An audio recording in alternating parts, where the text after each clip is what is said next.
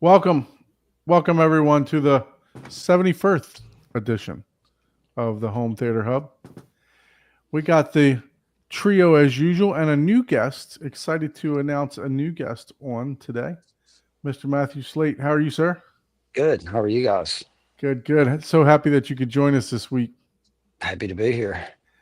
Mr. Ike, Yep. how was your week, sir? Yeah, it's been good. It's been a good week. Busy but good. It's almost Friday somewhere, so I don't know how it's already Friday, but okay, I'll agree with you. and I'm not complaining, man. I'm not complaining, but yeah, it's been a good week. What's going on, Paul? How are you, sir? I'm good. Good. Working, getting a little caught up, but I got a big project I'm working on, so now it's the calm before the storm type of deal. So, but as usual, today we're going to be trying. I don't even know if I've had this one before, but it's from Drecker. Strawberry lemonade. That sounds good. There you go. So, trying that one out today. So, cheers, everyone. Cheers. I'm Hopefully trying out great. some Arnold Palmer. Oh, Half there and you half. go. It's not alcohol though. Just I'll be drinking some Death Water as soon as they sponsor me. Some Oh, okay. H2O, the brand new flavor. a brand new flavor. So you're pretty busy this week, Paul? Yeah, I've been busy for the last couple of weeks. So Yeah, this week has been a blur for me. I mean, I don't know how it's already Thursday evening, to be honest with you. It's you did have to hear from me a couple times this week though, right? yeah, that's I know. If I'm not busy enough. Do you guys have the network working already? No. No. We don't have the network working, but what we did do is we actually worked out the network. Mhm. So we put Yeah. together a design for his system. we Look at you. Even with the Visio, what is that? The Acrobat? Okay. So yeah, this is all Paul's doing. I would have drew this shit up on a napkin and a and a piece of paper, right? So That's what every billionaire tells you, right? They wrote their first idea on a napkin, whatever. I guess you just minimize your chances, but still good. You know, I Yeah, would so- do that if I could read my own handwriting. But I would be like, what did I write there? I don't know. I don't know.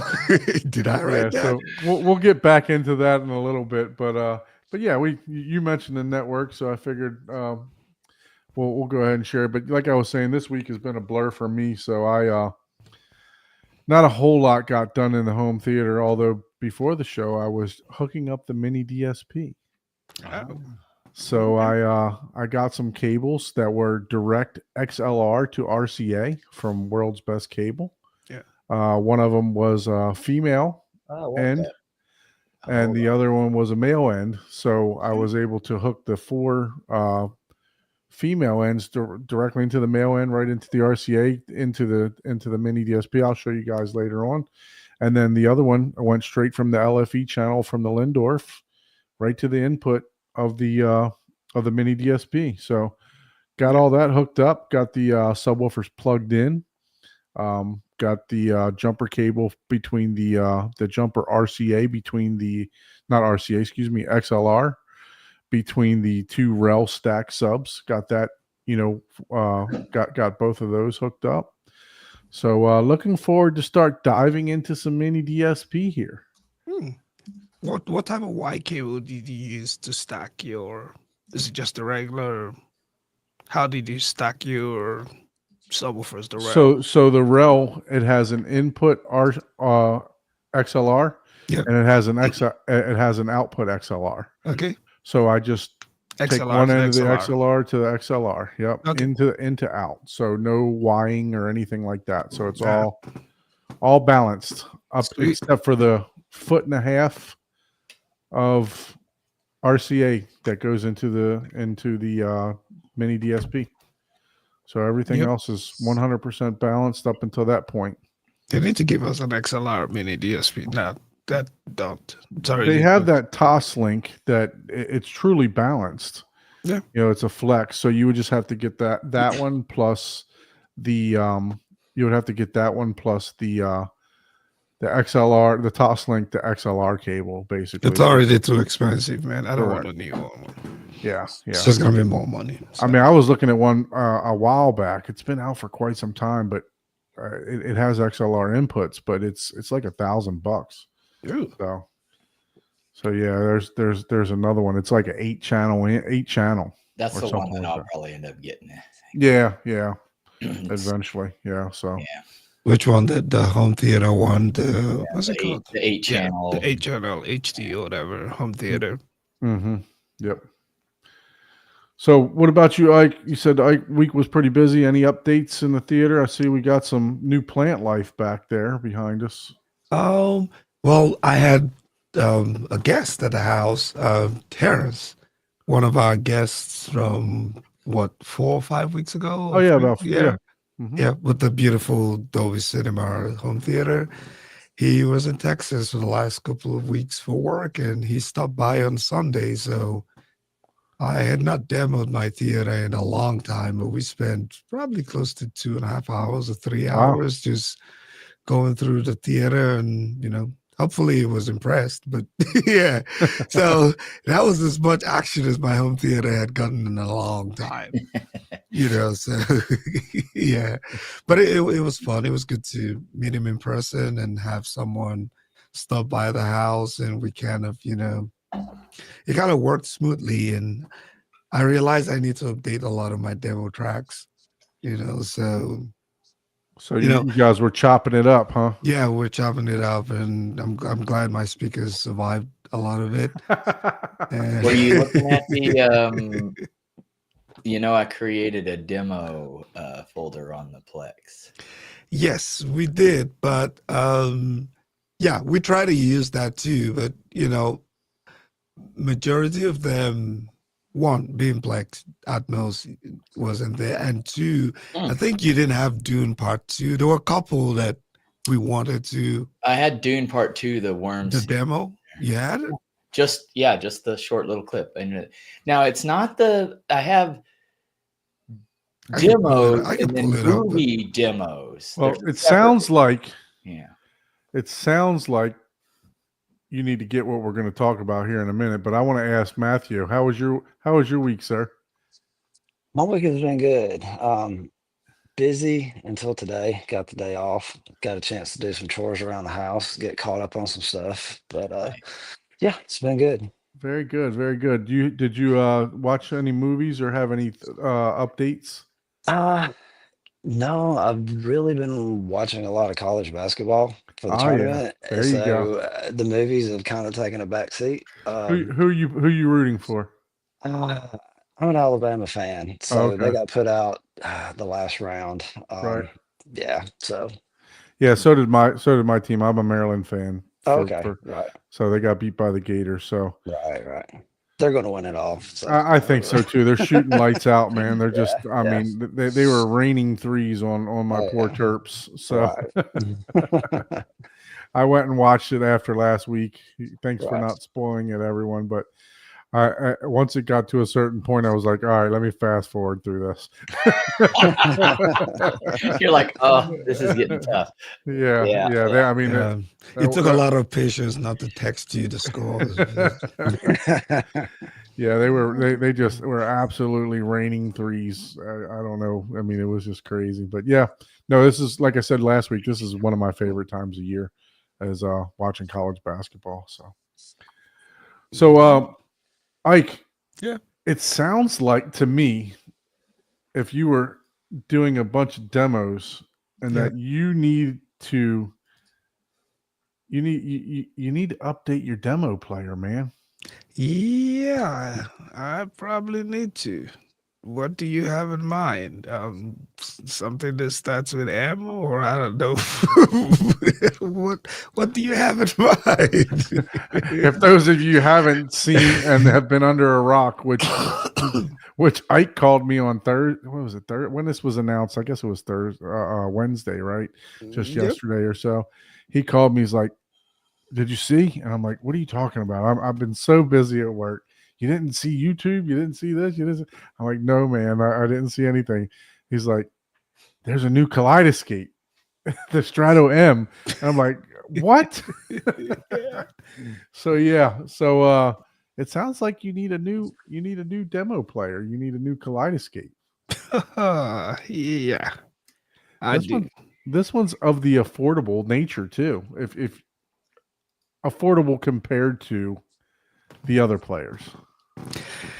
Yeah, but like they all say, right? The devil is in the details, right? So, Right. or the angel is in the detail, whichever side you want to pan on. But yeah, it was an interesting release. I'm pretty sure there were a couple of people that knew ahead of time, but yeah, it kind of just, hit us. I had to look at my calendar. I was like, is it still April 1st or is this April 2nd? Did somebody forget to remove the April Fool's joke, or something? But no, it's not. It's the new Strato M from Kaleidoscape. Interesting specs. I think it hits all the bells and whistles of the Stratus V, with the exception of the standalone storage. I think 480 gigs, and then the hot topic issue. I think they just like to do that, right? They always just give you something that everybody can talk about. But yes, 2K versus 4K. What are your initial impressions, Paul? Initial. We can talk about it later. Just give So me Paul, were you familiar with this Yep. release? So what's awesome about it, now I understand depending on your seating and position and screen, this is a great product in my mind. It has what people are missing is, although it's limited, it is exactly what I was mentioning with the Strato V. It basically is a pre-release or first come release device that is affordable. It has, and you can see it right there. It's 2K, but that's irrelevant unless you're sitting way too close to your screen. And people don't realize that. People say, "Oh, I can tell the difference between 4K and 2K," but the reality is, it's the color depth. And if you notice, this does BT 2020. and So Forza it's 2 they're Chroma doing 2. some sort of amazing, 1080p conversion, almost like a Lumagen or a Mad VR to the file to give your 2K the depth, or they're probably just downscaling the 4K or whatever they're doing. But to me, this is a great product. Now, I wouldn't say demo device. You're setting it up for failure because remember, you can only have about 6 movies on this thing. So Yeah, Well, I if mean, they're 2K, hopefully you're your gonna demos are not 480 gigs, like right. your Yeah, demo if tracks, right? and then also if you're 2K, you're downloading probably half the size of the but file. don't you too. have to have but that's with the stated capacity is because their 1080p or 2K files are really large because they're adding the HDR to it. So they're only going to be able to do roughly six movies on this device. So it's a great device, but I'm not sure, because don't you have to have the movie downloaded in order to play the demo of it? Yes. Okay, Probably so, yeah. at max you're going to have 10, or 6, but so it'll be enough for your favorite movies. But again, to me, this hits the checkbox for lossless audio with full res 2K with an upscaled 1080 or BT 2020 color spec, which gives you what appears to be a sharper, better image, and way better than any streaming. Yeah, look at the slider. Watch. See how much better that is? Yeah, but, I mean, the Stratus V does. I don't take too much. I don't take too much, with the marketing like that. Because I'm joking. Of course. But yeah, I mean, it's not quite that bad. But yeah, I've done some conversions on stuff, and yeah, it's the color, adding the color depth is really nice, because I've done I've done that with some files and stuff. And So Matt, are you familiar with the Kaleidoscape, and what are your thoughts? Kaleidoscape, yes. Today was the first day that I heard about the M, and I just kind of came across it while I was doing some stuff around the house, and was honestly, I don't know a whole lot about it because when it said 2K, I was kind of turned off by it just automatically. I know that's probably wrong, like Paul was saying. It's probably yeah, not a lot I'll of get difference. into it later. Yeah, The but details that I totally understand. yeah, I mean, just first glance, I was like, oh man, this Mhm. is awesome. Like maybe this is affordable. 2K. I'm like, nah, no thanks. I'll just save up my money and get a V. You know what I mean? So Yeah, Right. Yep. yeah. Yeah. So me personally, I think this is more geared towards your travel companies, right, or your hotels. Yep. Right. So this is more for your cruise ships, your yachts, your airplanes that don't need the large displays, that you're not even going to notice a difference whether it's 2K or 4K. I Man, think it's that void. Your yacht's small, man. I think it's that void that those type of consumers, we forget about that. Kaleidoscape actually, because we're in the home theater space, right? This is Mhm. something that we're familiar with. We're thinking about what our use case is, right? So I think this really fills a void for the cruise ships or airplanes that are actually they some of the airplanes already have similar systems set up like this, right? To where you can view multiple movies. Like the person next to you can be viewing one movie, and then you can be viewing a totally different movie. So I think this really fills that void, to be able to allow those type of companies not to have to spend the full. I mean, look, when the Strato C was out, you're spending almost $5,000-6,000, right, to get into the Strato C just to hook up to a Prime server. Now they've cut that in half, and you're not like Paul said, it is a BT 2020, so they're doing something to the 1080p. I actually tried to reach out to Jim from Lumigen today and yesterday, but he responded and said he was on vacation.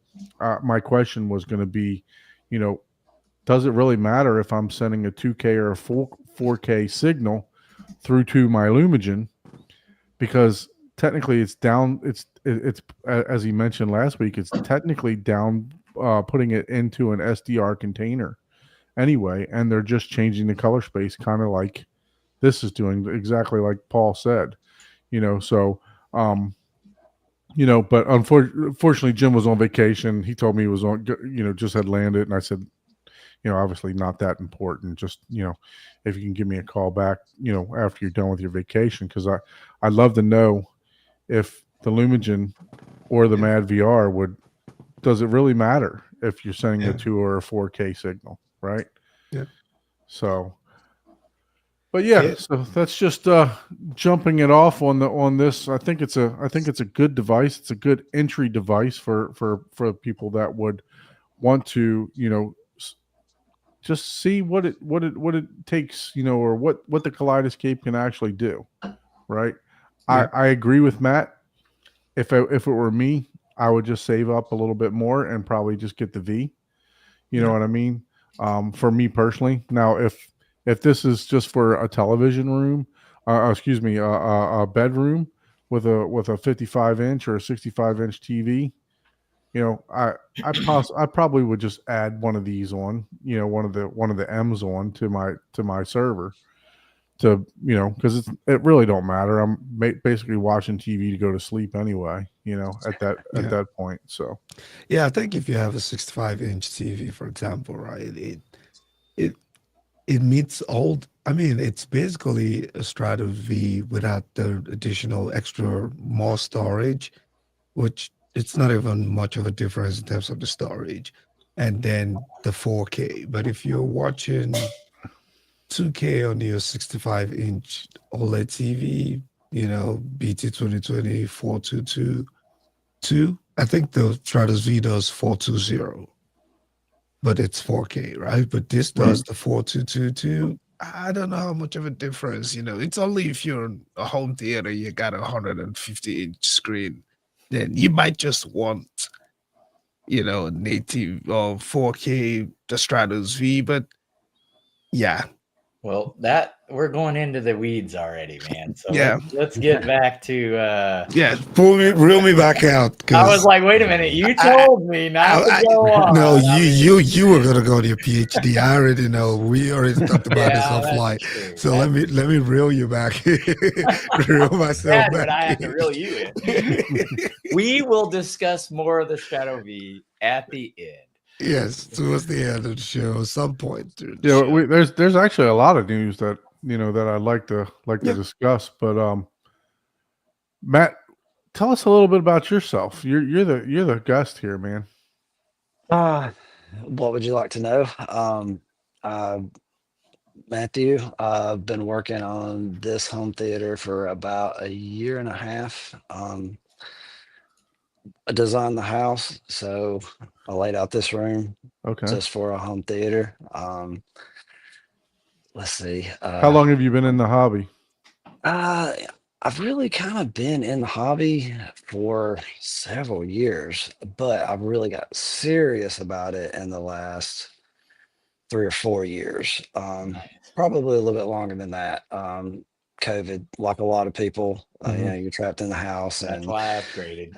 yeah, exactly. So, it was in the plans to build this house, and COVID hit, and lumber prices skyrocketed, and we were like, we'll just wait. And so that gave me a couple of years to really pin down the house plan exactly the way we wanted it, and do a lot of research and studying on home theater at the same time. So I was prepared when we finally got the house built. I knew pretty much exactly what I wanted and where I Right. wanted it. So So what was that first let's say what was that first aha moment that, like, were you at a friend's house, were you at the movies, were you at oh wow. someone else's house to say, man, I really want a home theater, this is awesome.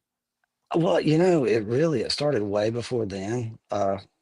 Like a lot of people in this hobby, it started with car audio back Mhm. in the mid to late 90s.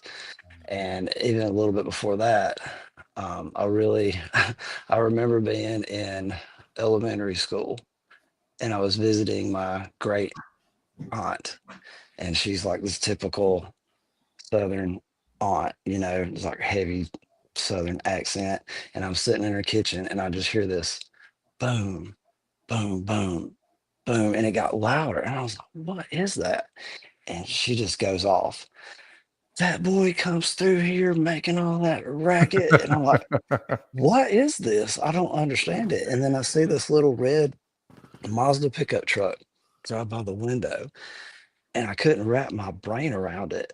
I was like, how is the stereo in that truck making the noise in this house? And I was just, and she's still just going off like, somebody needs to call the cops. And I'm sitting there thinking, this is the greatest thing I've ever heard. What are you talking about? Tell them to turn it up.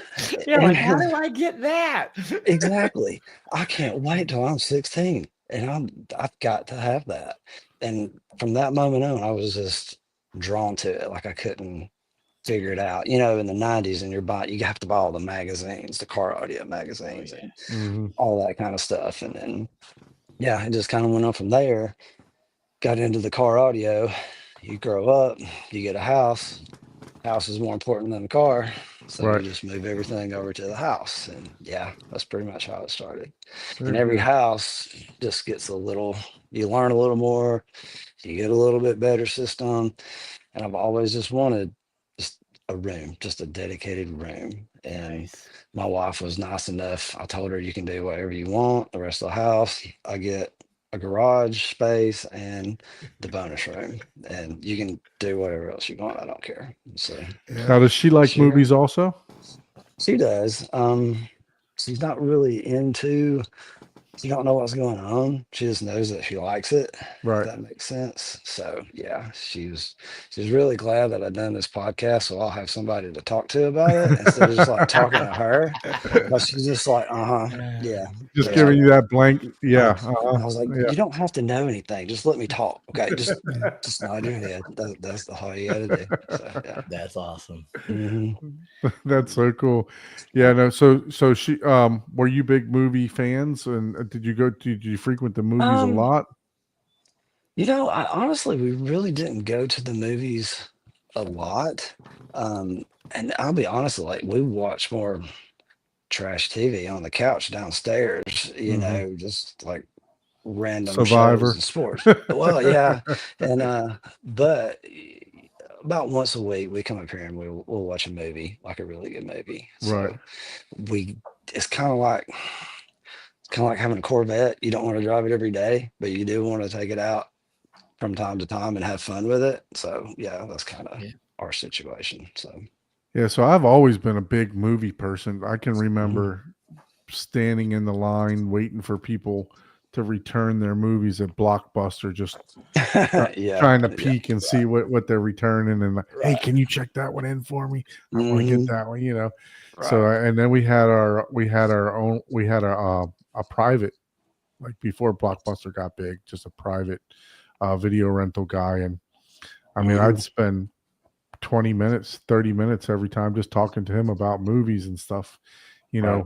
and he'd recommend something and I'd recommend something back to him that he Mhm. didn't see. And, so that was pretty fun. But I was, there was a point to where I was renting one or two movies a night, Right. so I really enjoyed the movies, especially a good one. So that's why I asked you that question. Is that Mhm. something that you guys, you know, even me and my wife now, we would rent a movie, on Google from the Google Play Store or whatever. Mhm.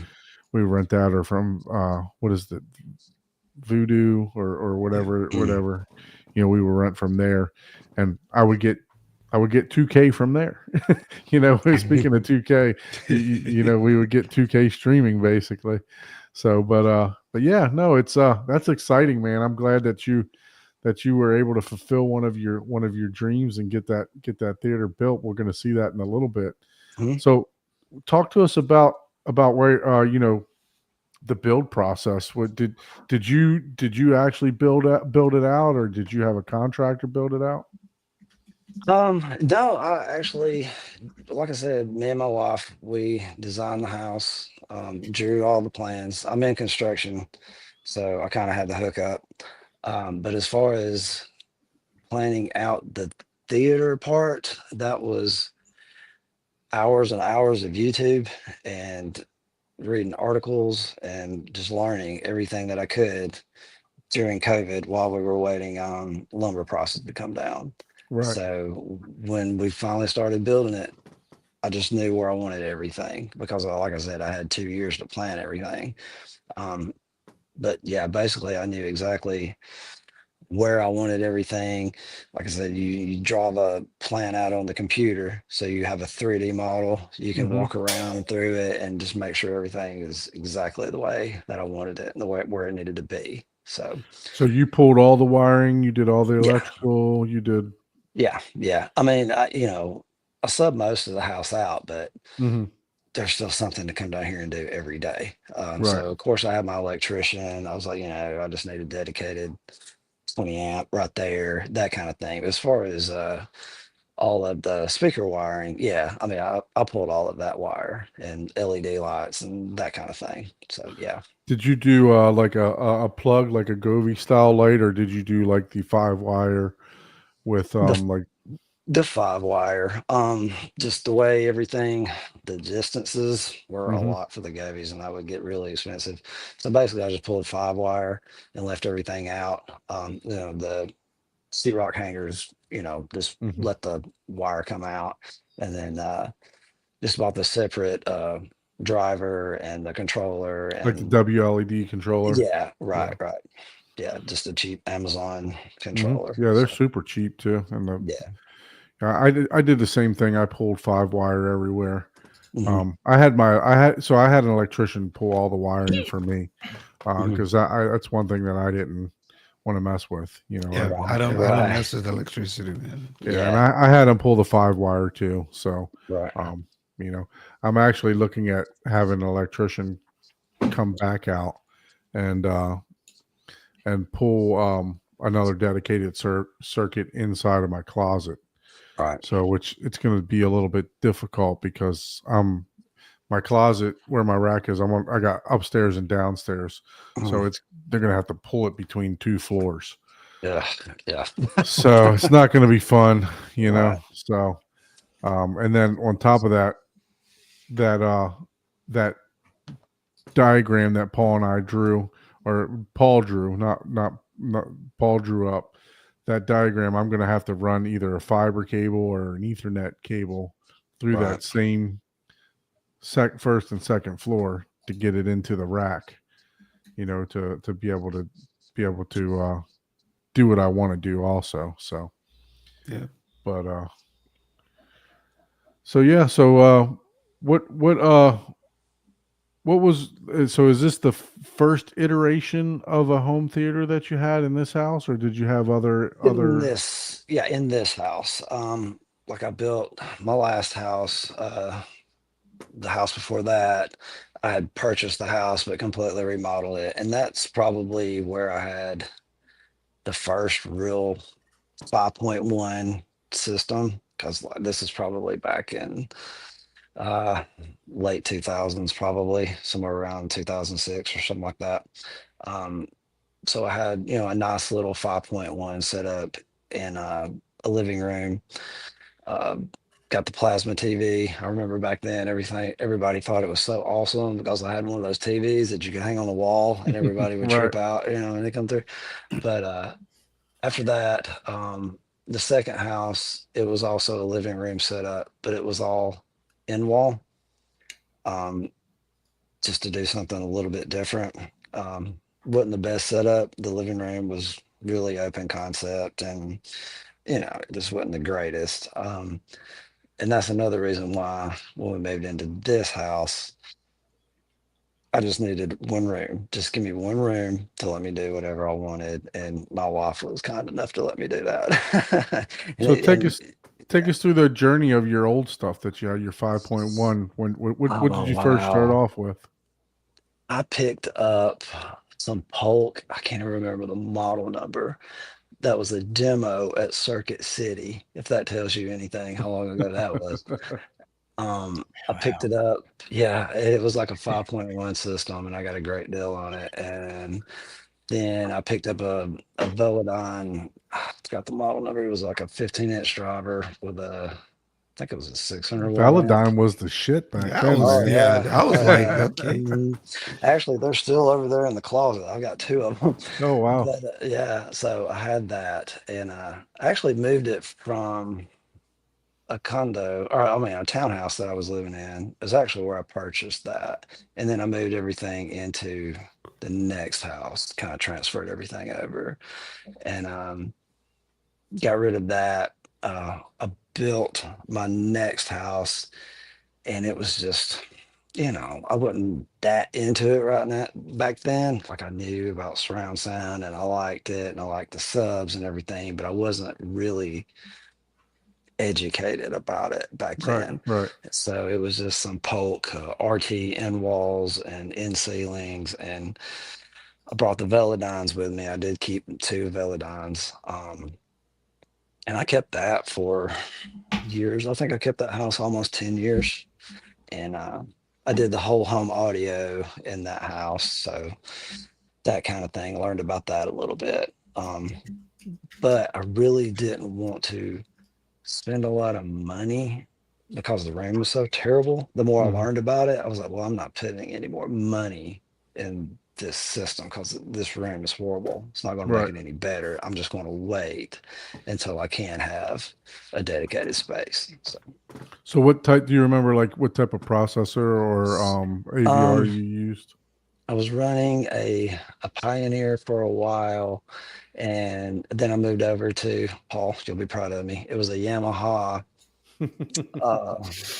I forgot what the model number. The model number slips my mind, but and I really really like that receiver. It was great. I tell you what, Yamaha is, I mean, built to last, man. They can- they Oh, don't make the best EQ, No, but man, yeah. I tell you what, if you want something to just last, as long as it's the Japan Exactly. version, Right, dude, exactly. you can have that stuff for Right, it'll last longer than you'll be willing to right. keep it. Because Yeah. it was one of the Avatage models. It Oh was yeah, which yeah. one is it, Paul? That will Well, there's process the 11 2030 channels. and the 3030 on the older ones. Yeah, whichever one that would amplify 9 channels and process 11. Whatever Yeah, model that's that the is. 2030, I believe, and the 3030. Probably. But yeah, that's a really good one. That's Yeah. so Yeah, and it had the dual zones. So like I said, I could do speakers out on the porch and that kind of thing. I really, really like that. Yeah, I can remember when I first started getting serious about this hobby as when Atmos first came out, right? I mean, I've always loved movies. I just watched them, in stereo or, whatever else, run it through my stereo. But when Atmos first came out, that's when I started getting really, really into the hobby. And Right. I actually had someone come out to my house and talk to me about, a new processor or a new AVR and putting some Atmos speakers up in the ceiling. And my ceiling was crazy. I had a vaulted ceiling too. It was like 15 feet high, so the Atmos really weren't going to do much there, you know what I mean? But I had to have them, you know what I mean? So Mhm. anyway, but yeah, Yamaha is what they recommended. They Right. said they were real big on Yamaha. I was like, well, I don't know. I'm thinking about this Denon, and no, man, you need to go. Obviously, he was a Yamaha dealer, right? But Right. but yeah, they really tried to push Yamaha. But I mean, after doing research and everything else, and hearing from Paul, and Yamaha is a great brand, and definitely still a good brand. So Yeah, I was actually going to use that receiver in this room, but just happened to come across a killer deal on a Denon, and a guy locally ended up buying the Yamaha from me, so I went ahead and went with the Denon in this room. Basically, like Paul said, the EQ is not the best in the world, so yeah, we went ahead and went the Odyssey route with the Denon. okay, so no direct. Is No, it capable of direct? No, this is actually a 6700H, the Okay. model Yeah. before the Direct. And it was like I know it sounds crazy, but it was a Black Friday deal from Accessories for Less. I think I paid like 1200 or $1,500 for it. Wow. And it did like everything that I needed it to do. Like, Yeah. I Yeah, got a I don't- 6300, so that's how old mine is. right. Yeah. So Mhm. cool. It's like I don't man. game, so I didn't need the HDMI 2.1. I didn't need that. Yeah. My projector doesn't do Dolby Vision. Oh yeah, I don't need that. Just little things like I'm only running 2 subs, so I don't need the 4 outputs. Like the new Denons, like it just did everything that I needed. So I figure why pay more if I'm not going to use any of it. So yeah, definitely, I agree with that. Yeah. Mhm. So when you were building your theater, and we've asked this question a lot of people, what were some of the key aspects that you were focused around when designing your theater? One of the things that I struggled with was, do I want to show all the speakers or do I want to hide everything? And I went back and forth, like Yep. how do I want to do it? But when it comes right down to it, this is not going to be our last house. So the next house will probably be the last theater. Mm-hmm. And that's the one I'll probably hide everything and make everything just disappear. You know what I mean? Because it's a whole lot easier to sell this house when I can just unplug these speakers and take them with me or sell Right. them. Whereas when I sell the house, I've either got to patch a bunch of sheetrock or basically give away a bunch of good speakers, Yeah. and it's just like, nah, I'll lay this one out with box speakers. And My then the first, next one. one of my first houses in Indiana, I had, I did some.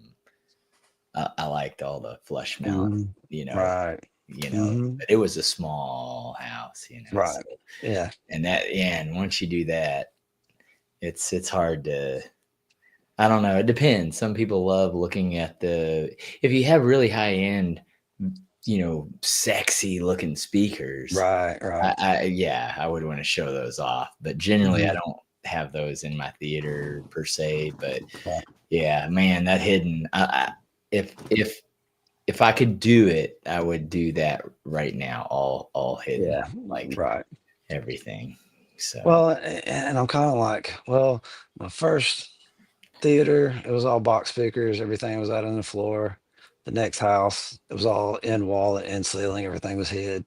This one, it's all box speakers. I can see it. So, I just go back and forth, back and forth. So Yep, the yep. next one will probably be all hidden. Everything will be, Yeah. Yeah, behind. and they've grill cloth or improved. something. They've improved those speakers, Right. compared to my first thin wall. Right. Right. Yeah, they've definitely come a quite bit. long way since. Yeah, Right. yeah, right. Yeah. I mean, they still had paper, cone woofers whenever I had right. my first. Mhm. If that tells you anything, like that was high end. Wow, they go on the wall. That's awesome. That's cool. Whoever heard of that? Yeah, And they're making those shallow boxes sound better and better now. Mhm. They're Yeah. finding ways to make those, even like the on walls. I mean, The the on walls, I think that's probably my next route. Try the on Yeah. walls. Yeah. Right. if they were shallow enough, I could even do on wall here. If they were shallow enough, because I Right. could do like a 4-inch or 6-inch off. You could the wall. you could Some of them you can still mount in wall, but you're gonna have like a couple of inch still out. Mhm. So it's Mhm. not necessarily going to be flushed to the Gotcha. wall, and it also has the back cover and all of that stuff. Yeah. So Yeah, you could always design your acoustic treatments around to it, cut right? around Mhm. to cut around it too. Yeah. Right. Yeah. Right. Put it right on wall, and then your acoustics go right around it. Yep. Mhm. Yep. So I keep looking up at the camera here, and I keep thinking you're like a chameleon here. Your shirt is like blending right in with this. Table, exactly. Yeah, like the same sheetrock. Like all the pebbles are exactly the same. Like, hey, I didn't realize I was wearing a blue shirt. But hey, you got to represent. Oh, back the Naz up. Scottio, SC. Oh yeah, I remember. Yeah, Hey, where has Scottio been? We haven't seen him He's for been quite busy, some man. time. He's been busy. So He's making all that money, man. He I'm doesn't- missing Mr. Yeah, that's Wiggles. true. saving up for the Stratus M and all of that. Stratos, He's man. having What are you fun. talking about, man? So let's Well, say yeah, hi I to guess some if he people in the wanted to- chat. If he wanted to put one in his Lotus, he would probably do the Stratus M for this little Lotus. Yep. So let's say hi to some people in the chat. Victor, thank you for joining us. C-Big, thanks for joining us. I had a nice little conversation with Chuck this morning. I was like, you know what? I was driving to South Beach, and it took about an hour and a half from my house today. On a normal day, it normally takes about 40 minutes if there's no traffic, but it's maybe about an hour and 45. I said, let me give Chuck a call. I hadn't talked to Chuck in quite some time, so So you called him to help you stay awake. no, I was like, I wake up at 5:30 every day, 5:30 every day. So no, we just wanted to catch up with him, see how he was doing. Hadn't talked to him for a while. He's been extremely busy. Yeah. He's still in the process of planning out not flipping his room, but possibly Turning around. possibly doing a baffle wall, a false wall. I should say. He's already in the process of swapping some speakers out. I'm not going to say what he's got. So I'll let him do that reveal later on. I won't burst his bubble. Big But, leagues. so yeah, it was good to catch up with him. We got G's Gaming and Home Theater in the house. Thank you for joining, Yeah. Kevin Orr. Johnny Speakers, man, you never did hook me up about that NAS, man. If you're still interested, holler at me about that NAS for the Arvolution. Derek Hall in the house. Big Jack. Steven. Yep.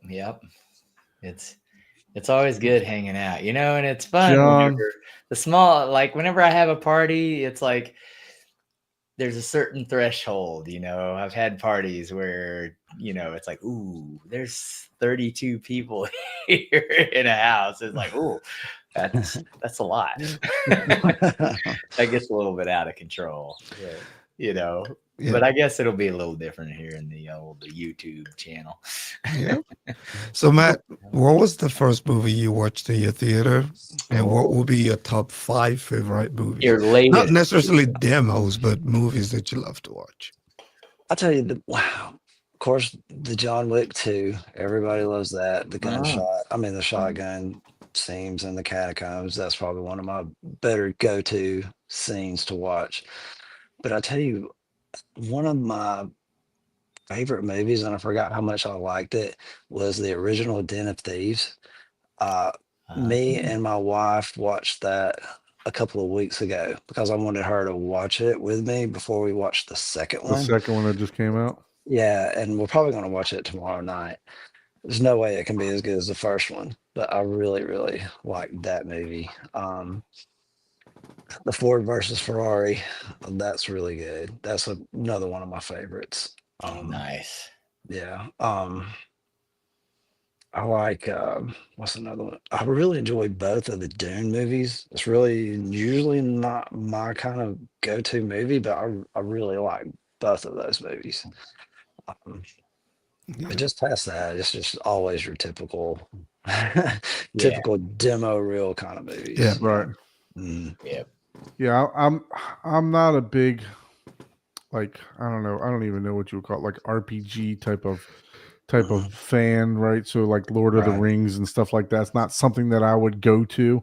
Right. But I've still not watched them, but I have to watch them in the theater. Ooh, Yeah. yeah. So you gotta know, get that yeah. Atmos in the base, Yeah. dude. Yeah, you'll be like, oh yeah, okay. Yeah, I know they're They're really fantastic. long though, Yeah. and you gotta watch. Honestly, you have to watch the extended versions because it just tells more of the story. Like, that's one thing I like about those movies. The extended versions isn't like, oh, we cut out this one little, smile. It's another there's hour of a movie. 30 more minutes Oh my God, they're minimum, even and longer. 45 minutes in in one of them. Yeah, like it adds to the story. But they did that. I've watched each one of them once, and they were so long. But yeah, now that I don't have as much to do in life, I'll probably go back and watch. Yeah, I need to go back and watch man in your theater, man. Yeah. The Lord of the Rings, The Hobbit. I always watch The Hobbit too. Yeah, I heard the HDR and stuff is fantastic in those, so just visual beauties. So, but yeah, no, I'm definitely once I get everything dialed in and stuff, I'll start diving into some more, checking movies off of that list that I've been saving for quite some time for however long it's taken me to build this theater. Paul, you got it down to the minute and second over there. Oh yeah, the tally is still counting. I mean, I think I'm gonna have to upgrade the counter because I didn't realize it was gonna go to that many digits. You know what else is ticking? Is Miguel's theater is ticking too. I got yeah, you're right. But guess what? He basically is done. Oh, okay. But he wants to add more because we do brew and measurement, we do a bunch of nerd stuff. He wants to go ahead and finish adding some more bass traps and like a good 20% more sound treatment, but he went ahead and went with a 85-inch Hisense. Okay. QLED Nothing wrong with TV. that. Yeah. Nice. Yeah. had an issue with his projector, which is what slowed him down. He never ended up mounting the screen because of that. And long story short, he ended up finding a deal that he was just like, wait a minute, like this is like a killer deal. Mhm. Like we're talking like a $5,000 TV for like $800 or something Wow. like that. And he was like, click, I'm gonna buy that one. That's a youth man deal. Yeah. And I was like, yeah, all right. Yep, that's cool. And he does now, he's gonna get and he's always had 1080p. He's not even his NAS. He has no 4K movies on his NAS. I've already, that's my backup NAS basically. So Right. it's already full. I can't even put one 4K movie on there, It's maxed out. Wow. Yeah, no, I had forgotten about mentioning his theater for a while. I now. know, man. We need to make fun. I'm telling you, I was like, I'm making fun of you. What the hell's going on? I know. We're waiting on him to get done so he can come on the shows. I told him, and you know what? Ton is, basically he's ready. Okay. We want to reach out to him, and Yeah. he basically just wants to. He was going to do a whole massive upgrade like we were, doing with DIY stuff. I mean, we're talking like, again, we bought a bunch of these commercial speakers and stuff. Right. He was going down the route of making commercial like DIY. Anyways, he's like into a whole nother realm. He's more into the gaming side of stuff. Mhm. The I want to pick his brain about the beta Mad VR. Oh yeah, that I think that would be excellent. Let's put it this way: He helped me set mine up. You need to put your professor listening ears on when Ton is one of my, good friends. Almost best friend. If we lived in the same city, he would definitely be like the top 3 best friends of mine. But we just don't get to see each other and interact every day. But we talk weekly, and yeah, he is a wealth of knowledge. He understands. It's weird because I'm an asshole. I come across as an asshole, but he literally hears what I say. I didn't know that about you. Yeah, right. It's breaking news. Is so intelligent. He hears what I say and rewords it, and I was like, "Yeah, that's what I just said." But the way he says it, it's like He's well, like yeah, like Chat GPT before Chat GPT yeah, came out. exactly. He's like, it's like, yeah, that's what I said. And he's like, yeah, but he's so smart. He knows exactly what I actually said. But it's amazing. I love that guy. Man. I look forward to having those two on the show too. So, Yeah.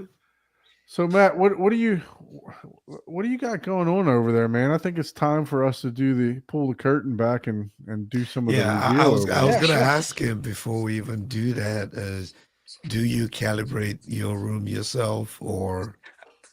Yeah. I just like tinkering. You know what I mean? And yeah, I ran Odyssey. I was using the mini DSP, set that up. I liked it. I got good results. But my last upgrade that I did, I went ahead and forked out the money and got the Multi EQ X software. Okay. Yeah. So that allowed me to get rid of the mini DSP because I was having clipping issues with the mini DSP. With it, just certain things, I don't know. I had just maybe one filter a little bit too high, but every now and then it would just clip and distort and make this god awful noise. Like randomly, or when you play specific tracks. Like I could pretty much tell you every maybe like Interstellar. Yeah, Wow. It would. And I tried everything. I tried flipping the little dip switch on the inside to the change 4, that. there's the 4 and 2 volt. Right. Tried that. Switch.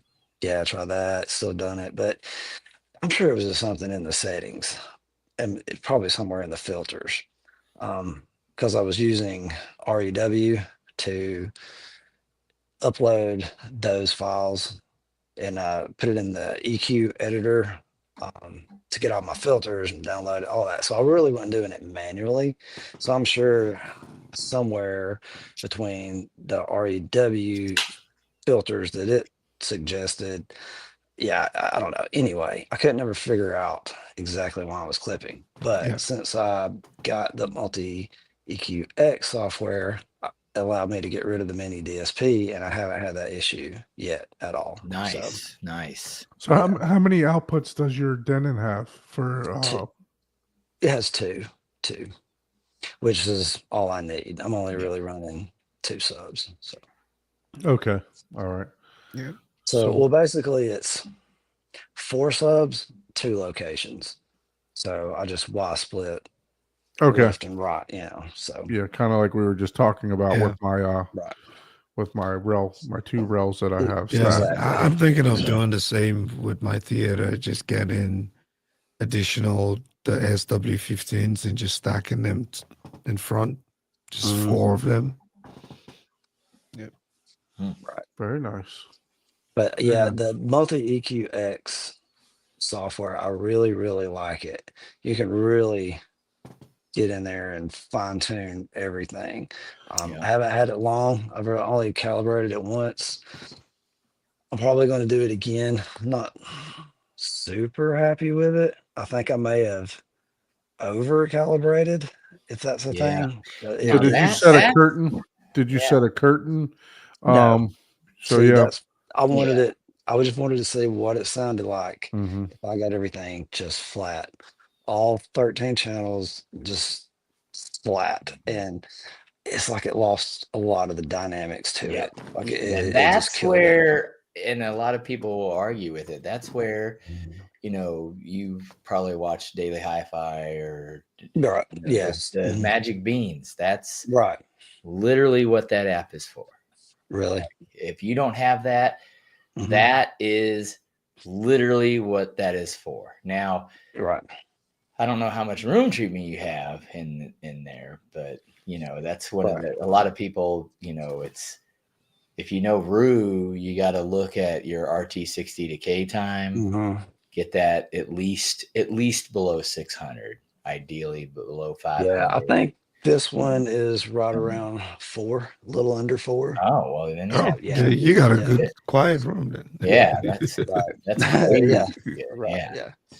So But yeah, I like I said, I want to try just going back yeah, and just kind of letting. how that Magic Beans works. It does exactly kind of what you're doing. It's Mhm. because it's not trying to, because there's on axis, off axis, there's room interaction, there's all this stuff. Right.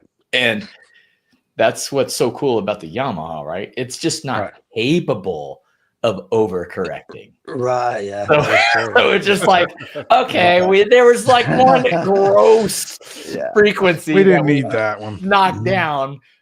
It's going to let your Yeah. speakers be your speakers, right? Right. And And that's then- what I want to do. And then I have the mini DSP, and that's Yeah. where and I think I don't know if it's still happening. They had an April Fool's thing that you could pay an extra $100 for the app, Mm. which really was $100 off. But, Right. Right. but that's I what I thought wanna that was creative. That's what I want to do. I want to keep my preset 1 where it is, and I want to do a preset 2, and I just want to run Odyssey.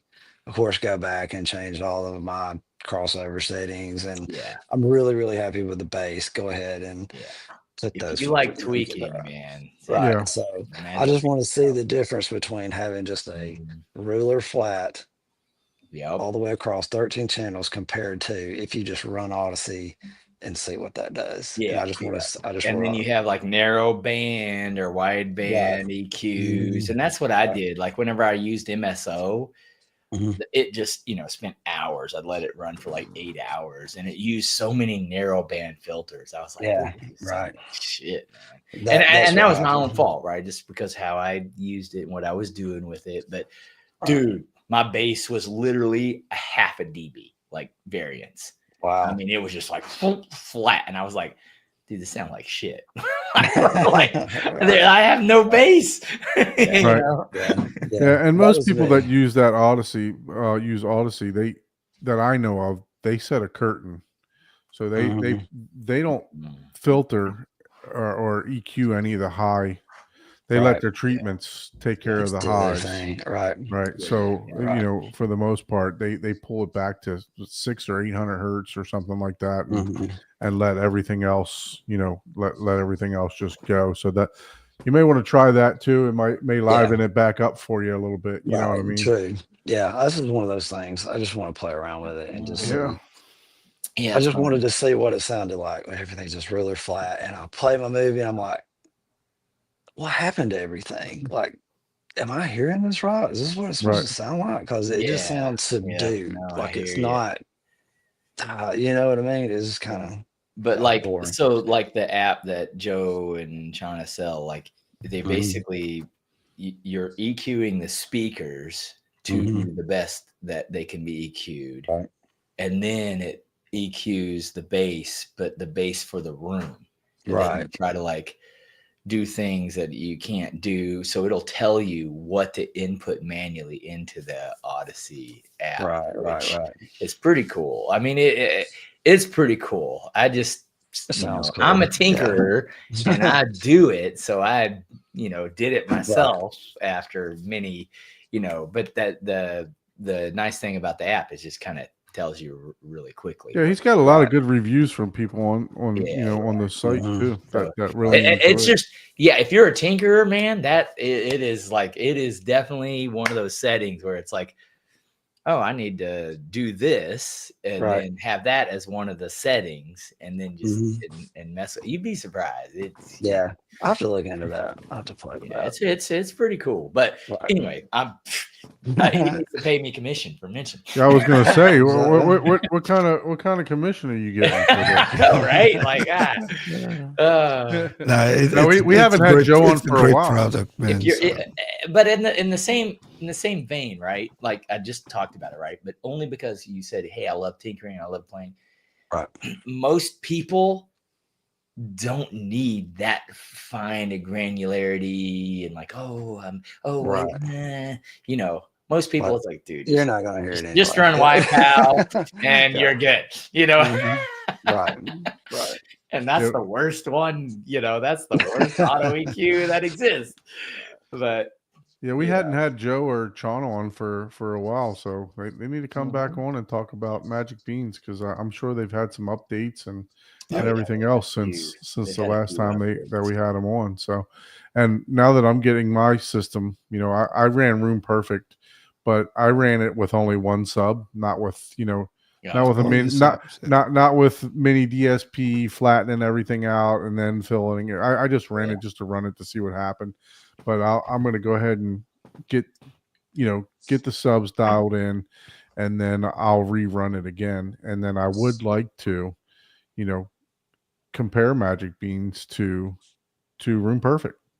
Yeah. Because Joe actually says that a lot of the properties he likes what Magic Beans, or excuse me, what Room Perfect does, Yeah. and he says that Yep. a lot of the same principles that they use he uses in his Exactly. type of setup too. But That's he how does, it's a legit thing, right? It's like Joe can actually say, yeah, I like Durac. He likes certain things about all of the EQ Mhm. systems, right?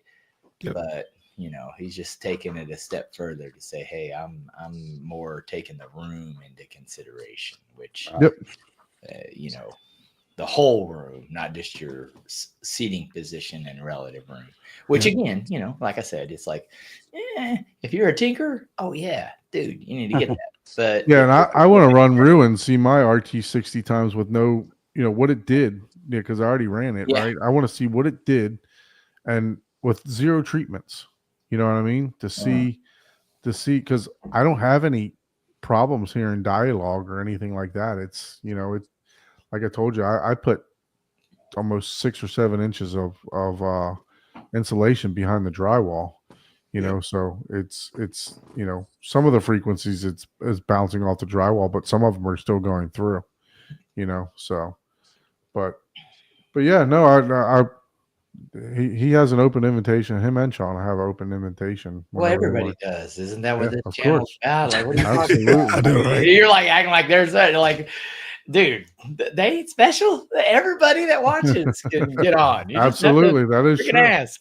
Send an email to some email that. You want me to put that up for you? Go ahead, Yeah, Paul. Read, yeah, read, yeah. read this for Go me ahead, if you Paul. wouldn't mind. Go ahead. Look at you. If you'd like to be a guest on the show, send us an email at hometheaterhublive@gmail.com. See, thank you for that, Paul. Thank you for that little Yeah, plug see? You Perfect segue, right? there.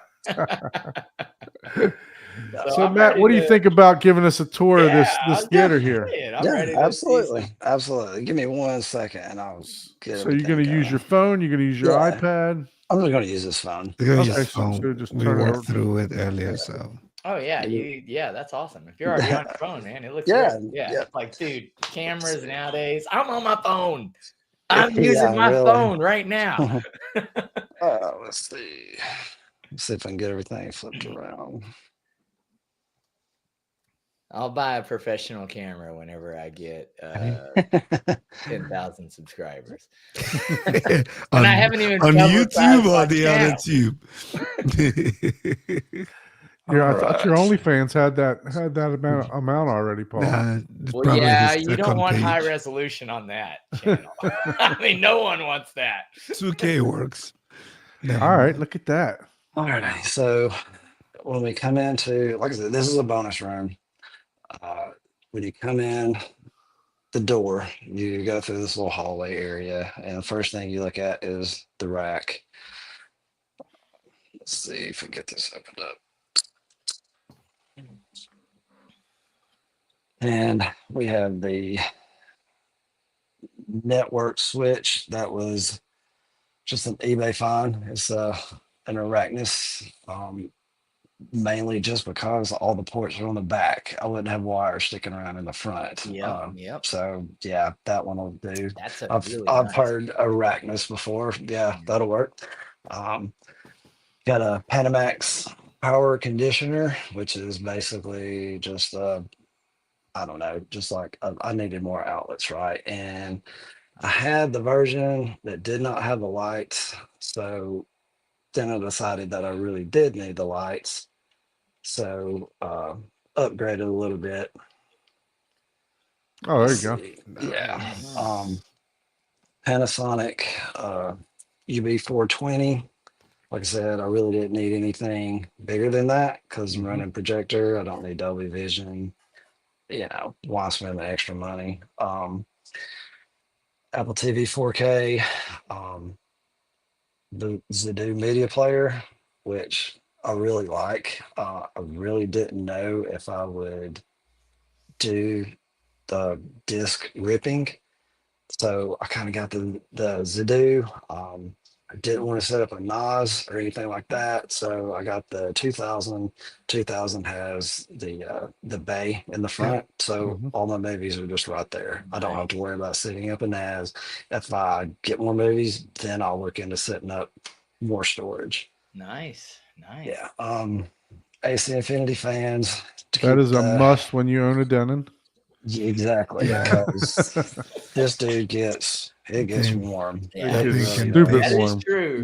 You can That is bake very cake true. on My it. last dinner Yeah. was a I boiler. will tell you what. It took my AC Infinity fan on top of my Denon took that thing to like I would say 78, 79 degrees. So it was barely even hot compared to when I couldn't put my hand on the top of it. That's how Mhm. hot it was getting. So if you haven't heard about the AC Infinity fans, they are phenomenal products. Yes, they are. And the thing that people don't realize, AC Infinity, yes, they do home theater stuff like that, but they do professional They do airflow. professional stuff. Yeah, like that's the Their bread and butter. fireplace, direct vent fireplace Right. that like Mhm. Yeah. and And the air conditioning ducts. They're not and the- they're not joking. They know what they're doing. right. The This is crazy fine. thing about the Denon, what really surprised me, when I first got the system, I was running the front 3 channels were on an amp. The LCRs were on monoblocks. I was powering the rest of the heights and all the surrounds with the Denon. got a couple of good deals on some amps. Went ahead and just wanted to see just what the difference would be if I put it in pre-pro mode with all the amps. This thing still runs just as hot with no internal amps on it. I was like, how is that even possible? Like, it has to be all the video processing, right? So, but yeah, that was kind of crazy to me. Let's see, got more fans. Went with Outlaw Audio Outlaw. amps. There you go. Yeah, kind of tight on space, so they're kind of stacked on top of each other, which they're, I know that is a no-no, but you know, if you don't have the space, you don't have the space, right? Yeah. Um, I mean, those are, what are those? Those are Is it H. monoblocks or what are they? yes, the Looks top super three, slim. yeah, they're monoblocks. They're powering the front stage, the LCR. And then I bought those new. Then I went with I found a 5000 on where did I find that one? I found one on Facebook Marketplace. A gentleman was getting rid of it for like $300. So one had, couldn't pass on that one. He was local. Jesus, yeah, no kidding. Yeah. Uh, Man, you need to start shopping for me on Facebook Market. I know, Yeah, right? exactly. I need to give him my list. Like, Wait, what? Damn. Some crazy deals I on know, them. exactly. So, and then the next one, you know, this one, I had this 5000, it was powering my surrounds. And come across another 5000 on eBay. It was like $400 or something like that. And I just got it just to see if there was a difference between pre-pro mode and just running internal amps on the Denon. So, and it is crazy because it sounded, of course, it sounded exactly the same, no difference. But I did notice that I could probably play it about 3 dB louder with before it started compressing and sounding distorted. So I don't know if I've heard that the voltage output goes up on the Denons when you put them in pre-pro mode. Now, yeah, I don't know how. Yeah, some of the older models did have an Yeah. issue with that. I know Gene from Audioholics used to talk to them about, used to talk to Marantz and Denon Mhm. about their pre-pro mode, Right. you know, a lot in the past. But I think that has gotten fixed on the newer models. Yeah. Yeah. It so like you said, it never turns the amps off. Right. So Right. they're still working. So that's why it's still Right. hot. Those Outlaw amps are, although you should never, you know, obviously, like you said, stack them, but are there vents on the side? Well, you do have them, you know, you have some, those are class H, I think. Yeah, So that's what I those are thought too. super efficient, though they don't get hot. So if you're Actually- going to stack them, if those Yeah. are AB amps, no, they'd Right. already be burned up. Right. And you know, actually the Denon runs hotter than all of these amps just Yep. piled on top of each other. So, you know, I got decent ventilation.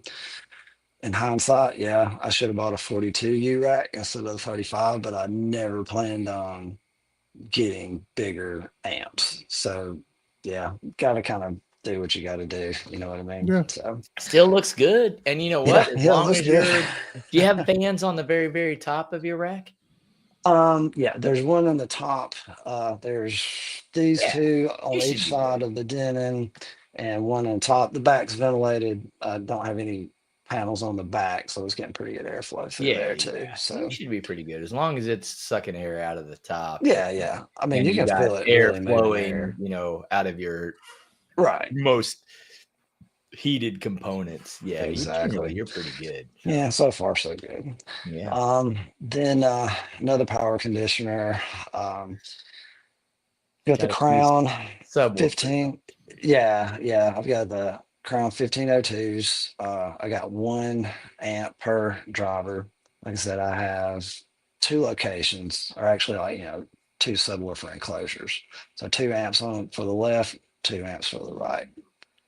So talk to me about electrical for your rack here. How many dedicated Do you have know, dedicated circuits? And I just have one. I pulled one dedicated 20 amp circuit, and it has never tripped, not one time. The whole, and like I said, I come in after work before everybody gets home, and I'll play it pretty loud. It's just yeah, loud, probably, I don't know, a -7, and before everything really starts kind of distorting and compressing.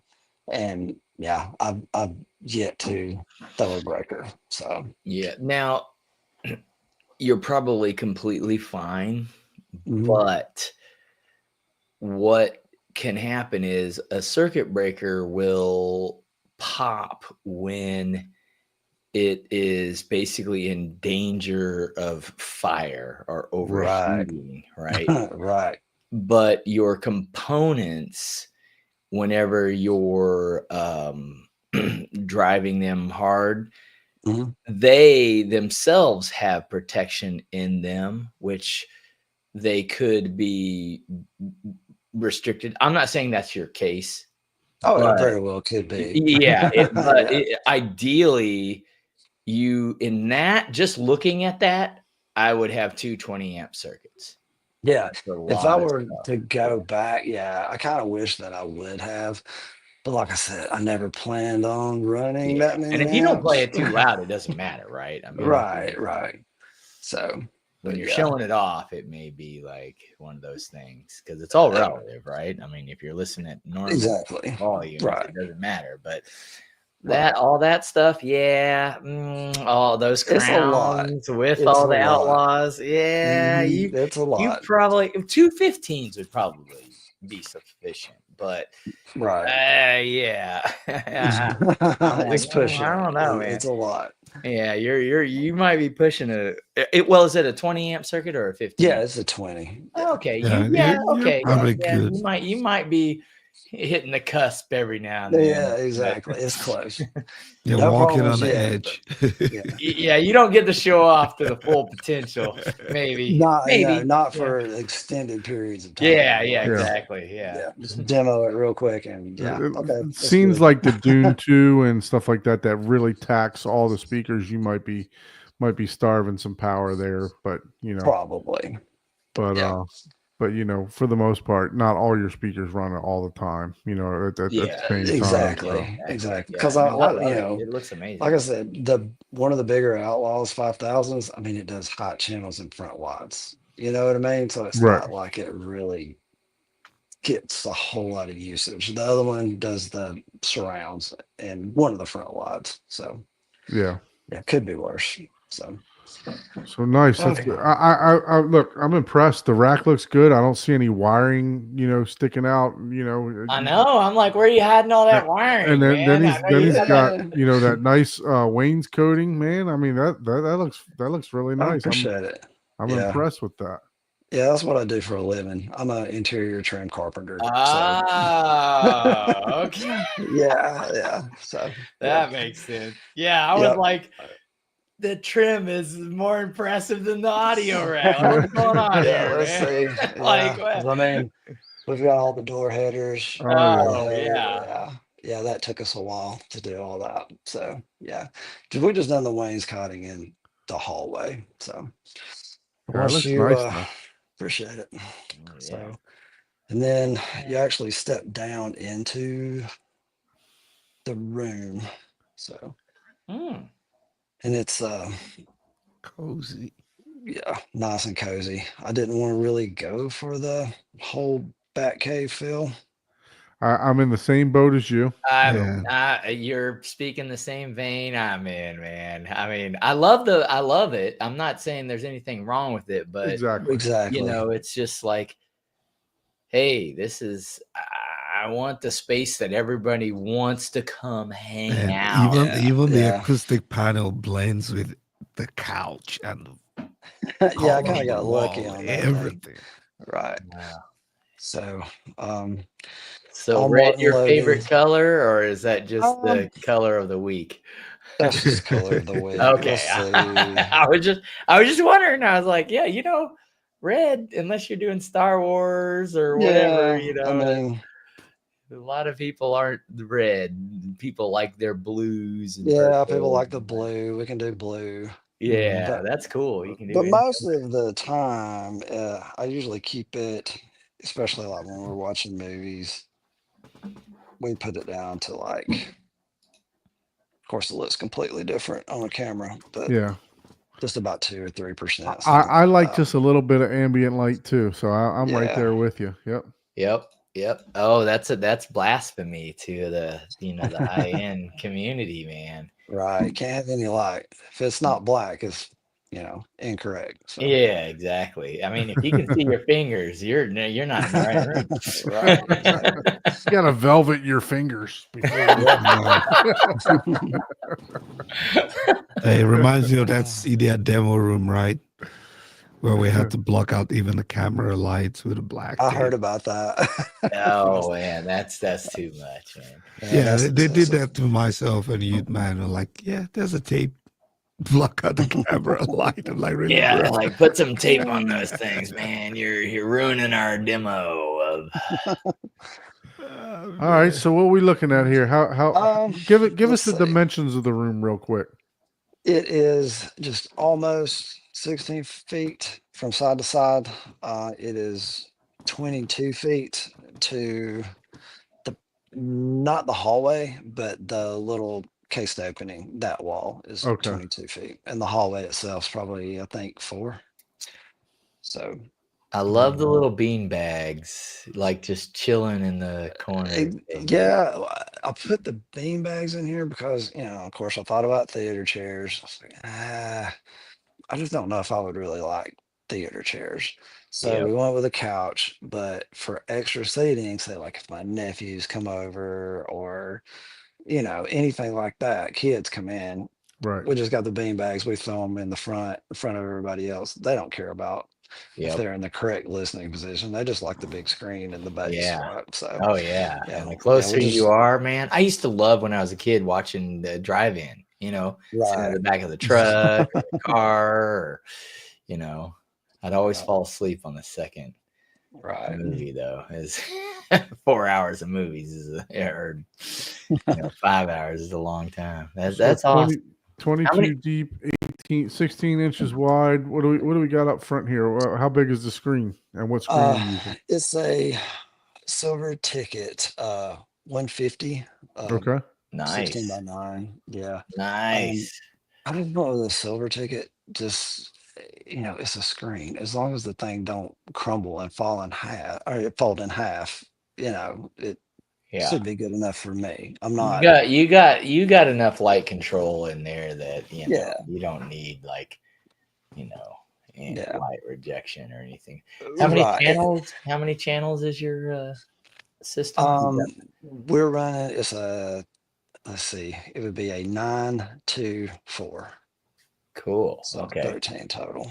All Nice. Martin Logan motion series. Oh, no wonder Don likes Don you. likes Okay. them. Oh, He's you're got Don. he's got the He's upgraded smiling.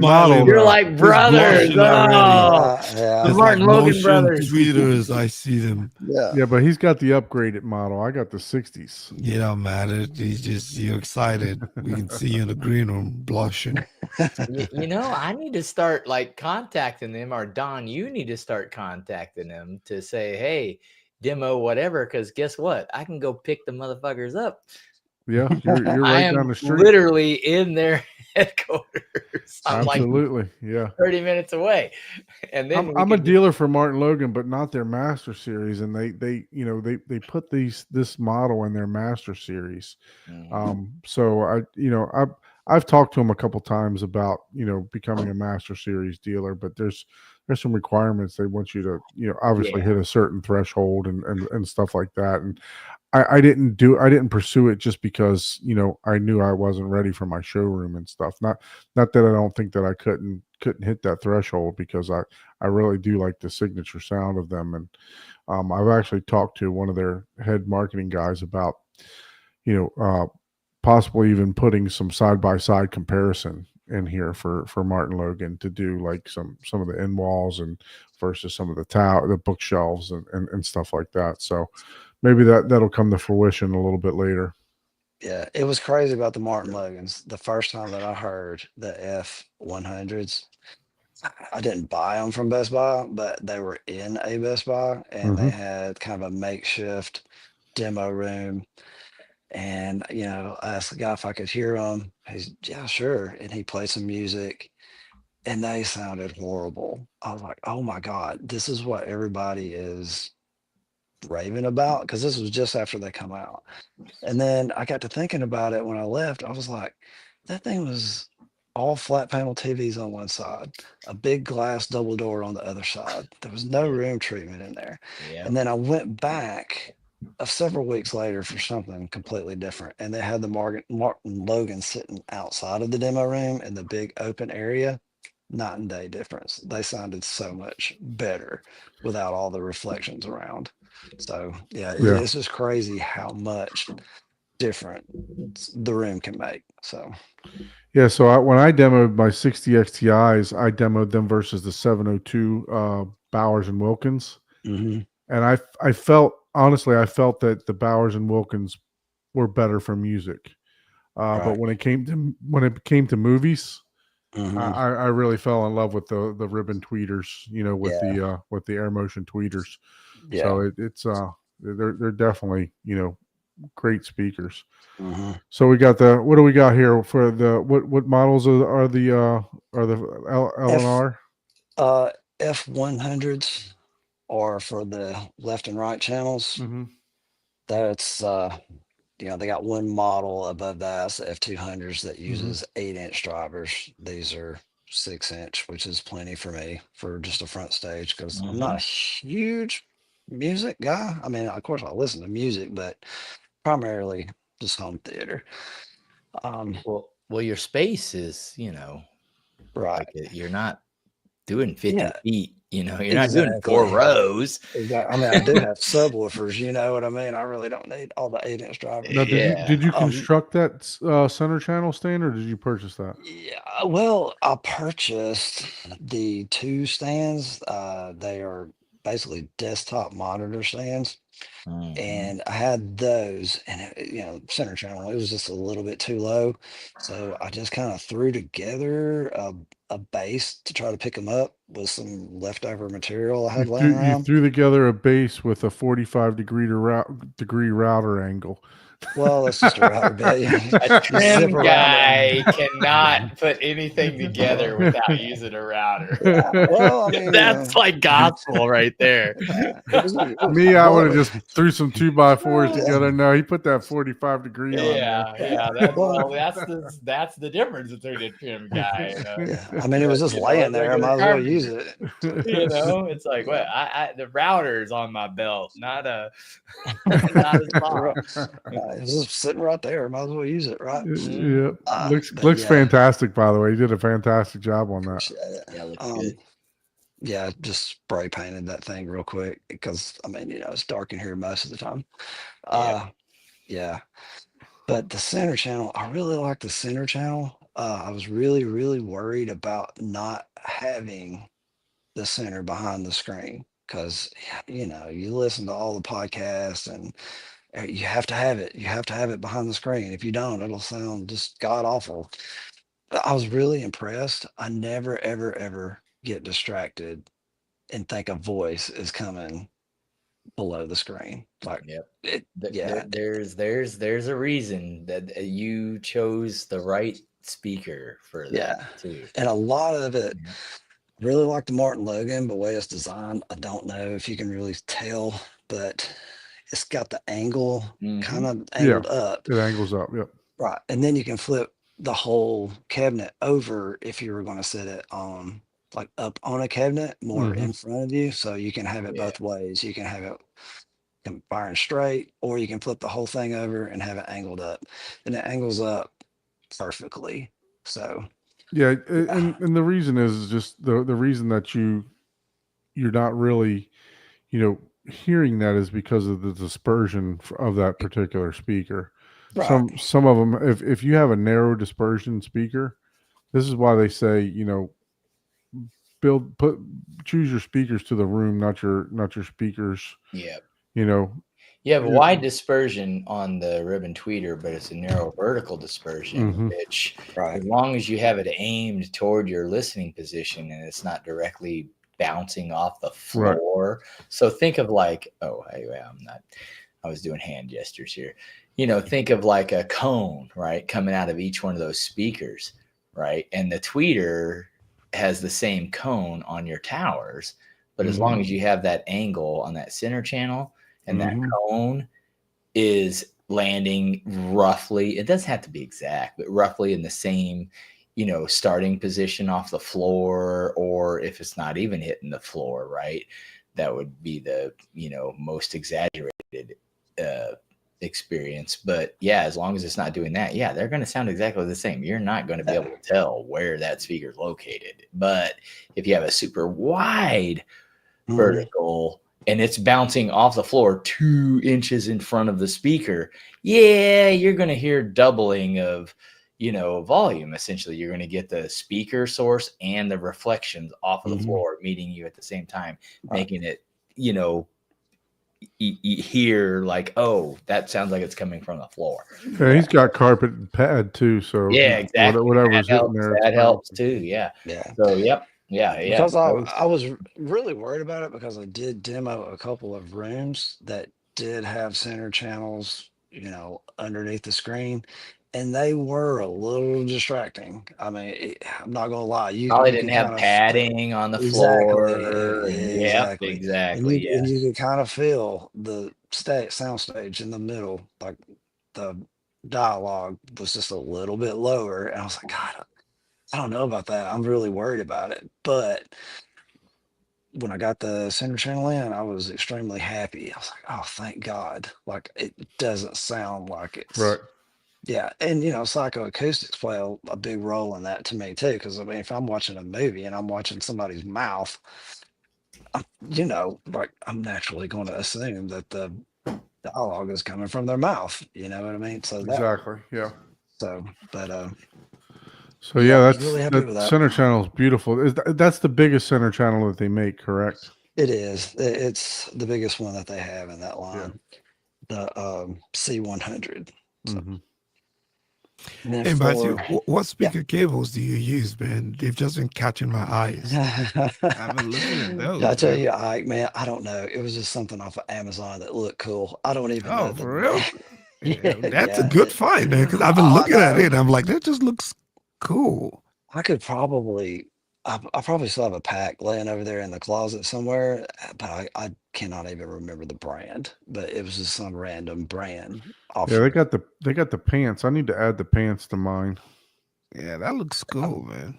Yeah, I mean, they were, decent It quality. looks I mean, super expensive. I was like, it that does. looks. No, yeah, and they're really, really not. Like, not at all. I mean, they're a quality product. So, Yeah. Yeah. Got Yeah. the spades and the bananas. That's Mhm, nice. Yeah. exactly. You should look at the SVS plugs. Those cables are really nice too. They Oh, they yeah. kind of got like a jacket like those. Yeah. You should take a look at those. They're almost exactly like that, but the SVS ones are blue. Yeah. Really, really well made. That's what I was using in my living room theater. Because they're not in wall. I like how you did the the jacks too. You put like a separate plate for the speakers. Right. I just Yeah. ran mine straight out, so I didn't. I used like one of those pull through. I did. I kind of messed up. The only thing that I was not happy with, when I was laying out You know what they say, my, right? what's A that? carpenter's not supposed to tell what they messed up, right? Yeah, this they is always and Chuck taught me this. He's like a carpenter or so they always tell what they messed up instead of telling what they are good at. Yeah. Well, yeah. Well, this is electrical, so yeah, I messed up electrical. Oh, So, okay. yeah. My front wides, when I was laying out my speaker positions and I was doing all of my research about where am I supposed to put front wides, and the Dolby diagram is, I think it's like 55 to 65 degrees, 60 Right. degrees. It's But right at then, 60. Yeah. right. And then I think it was the turn off white paper, and they were saying halfway between your front speaker, and your side surround. And then Audio Advice, when you do their little model creator thing, they were kind of saying more along the lines of Trenoff. So I was like, okay, that's where I'll put my outlet. Yeah, I hated it there. I did not like the front wides being that far forward. It just didn't sound right to me. So see. I kind of went more with the Dolby diagram. So yeah, I have one little plug down there with a blank plate on it because that's where my speaker was originally, I see. and I moved it back to that location. And Hey it's man, to a little me, bit of drywall can take care of that. yeah, I just put a blank cover over it and called it a day. No, it looks great. Yeah, It looks fine. yeah, You know, if right. you don't want to look at it, a little Hey, bit of you know they're drywall. they're Yeah. gonna have mid wides, next year, and Oh, you're yeah, ready. right. Wide. Of course. Meat Yeah, wides, meat exactly. heights, everything. Mhm. Maybe that'll be your Exactly. in-floor Oh yeah, speaker that's outlet. right. Yeah, the The Yeah. inflow LCR, the inflow Everybody needs that. surrounds. Everybody needs that. Just saying, man, they're always So, gonna add something. mhm. And the crazy thing about the front wides to me, I may be, it may just be me. Swear, I think they should have labeled them like surround forwards more than front Yeah. Oh, wides. absolutely. You know what I Yeah. mean? Like, I think they just, when they say front wides, I guess it just sounds cooler to them, but Well, they act more to me like, technically, when you look at the Dolby diagram, they are supposed to be wider than your left and right. right. So that's why they bump them out and call them Yep. wides, because Mhm. they are supposed to be wider than what your left and Right. right speakers Yeah. are. But from now on, I'm going by angles, not by Yep. positions. You know what I mean? Oh, Like yeah. that was the one mistake that I made. I should The, have the went angles with the give you angle. flexibility. So Exactly. So this is like a dormer that you have right here in this cubby Oh, hole. yeah, it's I love just a that dormer. actually. That's cool. Yeah, it was a dormer. So we went ahead and wired up the subs. So they're hidden, well, not really hidden, but kind of tucked back out Nice. of the way so they don't take up any floor space That or gives anything. that makes them almost like a horn, you know, shooting You know, out of the dormer there. I get so much room gain because before I had any speakers put in here, I had just the receiver and those two old Velodyne subs that I was talking about, and just hooked them up and moved them around the room. I put two in the back and listened to it, measured it, put two in the front, same thing, one in each opposite corner. But when I put them in the dormer, I got so much more room gain. I mean, we're talking like 7 or 8 dB at 30 hertz Wow. because, like you said, it just acts like a big Mhm. horn. Yeah. So That's a I speaker. would- I didn't even Yeah. realize that you had Yeah, them, I didn't know had it the was a subwoofer sub. in there until yeah, you. I thought it was just the decor. Yeah, That is cool. Man. Yeah. Well, that explains why you don't have like a cushion on there and you just have pillows. Well, yeah, and Exactly. I was like, right. nobody's I'm allowed to sorry, sit have a there. cushion. Oh, okay, yeah. Yeah. That's not necessarily a place to sit. Right. So what subs yeah. are those? Those are the Ultimax 18s. Okay, Yeah, the whatever they are. Yeah, the Yeah. Ultimax 18s. that's the version ones, right? Yeah, They just the just version came out with the ones. version two. I Right. don't Yeah, think this there's is the really first much difference between the ones and the twos. It's, I mean, how Yeah. much difference could there really be? You know what I Yeah. mean? Like, yeah. So, but yeah, I really liked it because just the details, everybody knows what the Ultimax drivers look like with Right. kind of the mesh feel, but they kind of also match the Martin Logans Mm-hmm. Wow. drivers. Yeah, they And sure I do. tried, Martin Logan has this bevel, and I tried, didn't really come out all that great. And I don't know if you can see it, but I tried to bevel the edge of the Gotcha. enclosure. Mm-hmm. Yeah, it kind of shows up a little bit better in the light, but Yeah, no, we see it. Yeah, but I know what you mean. Yeah, it's like you almost had to go like 3 layers deep on that to get the same exactly. degree. Yeah. Yeah. But So- that's a lot of. So you that's a built lot that of box India. yourself, and everything else? Yeah. We built, first I built, let's see, how did I do that? The top and the sides. And then this is the gray. This section is actually a panel that pops off. I don't know if you can see the joint right here. Right. Yeah. But when you pop this panel off, the whole sub enclosure slides out. So Okay. And you build built the sub enclosure. enclosure yourself too, or you? Yeah. Okay. Yeah, we built it. Very So, nice. Those look super clean. Thank you. Yeah, that looks was- amazing. That is really cool. That I'm telling you right there, what people say WAF factor, whatever they call it.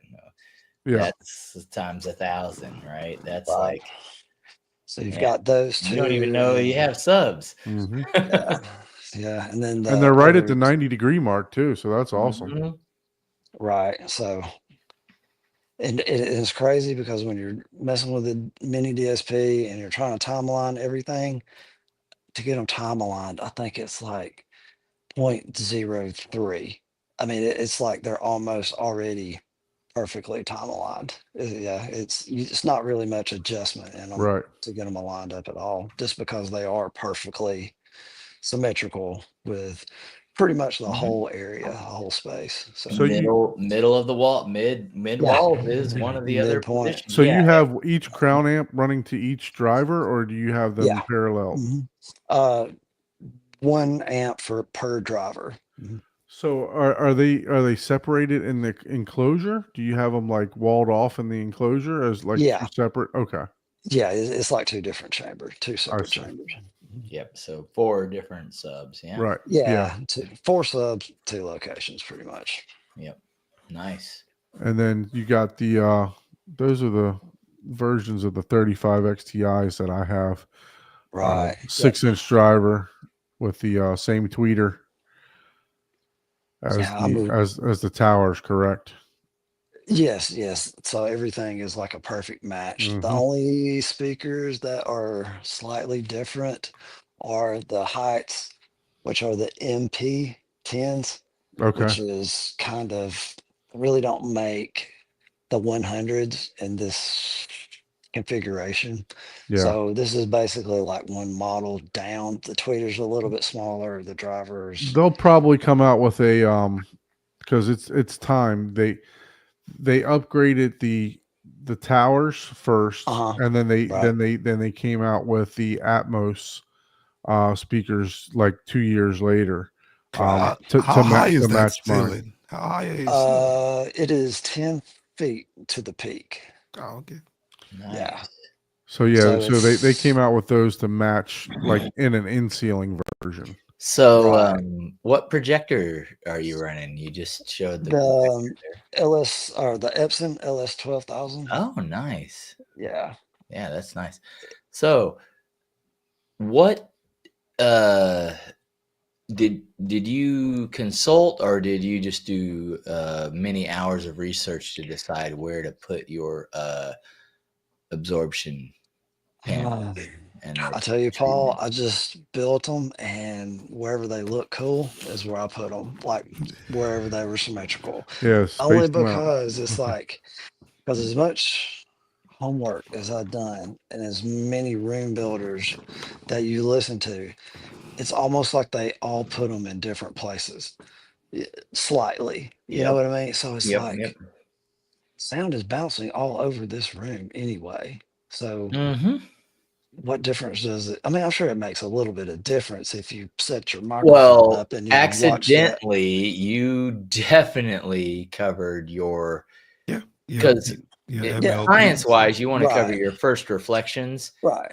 and generally, one of those is like right above you, if you can. I do Mhm. not have sound absorption right above me because I have like a textured, fancy ceiling. But you have Right. basically a sound panel right above you. You have first reflections Mhm. covered. You have, reflections inside of your dormers, and you're using. Basically, yeah, Yeah. I just put a panel like wherever that one would fit, pretty Yep, much. yep. You know what I The mean? only other thing that you could possibly even do, which is on your The angled. 35 angles, Yeah. maybe Right. put some stuff there. But other than that, and again, if you're getting an RT60 at 400, I would say I wouldn't change nothing. Right. like, Yeah, nah, exactly. bro. I Like, thought about just, kind of aesthetically pleasing. Plus, it may help. I Mhm. thought about putting diffusers in that area Yeah. just because it's lighting up, and I Yeah. thought the diffuser would look cool. But yeah, I don't know, maybe. And then I priced the diffusers, and I was like, nah, I'm good. Nah, nah. But you could make your own So diffusers, though. you could Yeah, bend some 1/8, just bend the plywood and make it yourself, right? right. So yeah, So maybe did you one make day. these panels yourself? Yeah, I've put those together. The fabric is Acustamac, Okay. like The the suede. DMD. Yeah. Mm-hmm. So That looks I, which I fantastic. that really, was really like your theater. This is like, to me, the true, like, in-game average person home theater. You know what I mean? Like, right. no offense, Don. You got a higher budget than me and most people.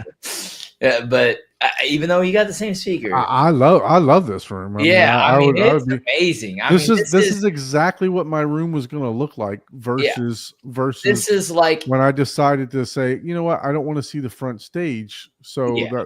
that way I can fill the whole screen.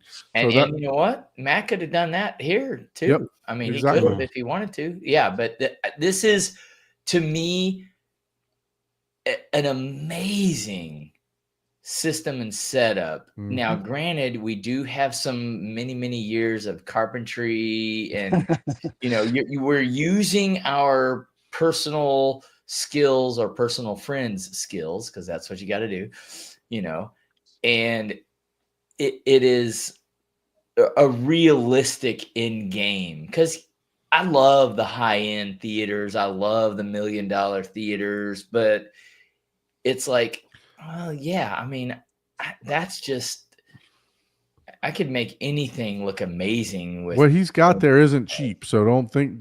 Well, yeah, no, it's not. It's not, yeah, like I said, it's not cheap at all. But it's not $1 million. I know what you're saying. yeah, it is a over time obtainable, because even the speakers, like, you could change out the speakers, but the room overall, that's up to the your own personal. Like, I could see this room with all clips, speakers, even though people hate on it, but it's just like, dude, the way you have this room set up and acoustically treated. So what color are the walls? It is a Sherwin-Williams Dovetail Gray, I think is the name of the paint. Yeah, so it's like it looks brownish on the phone. Right. It is like, it's gray with a really brown undertone to it. And what about the carpet? Is that a tannish color?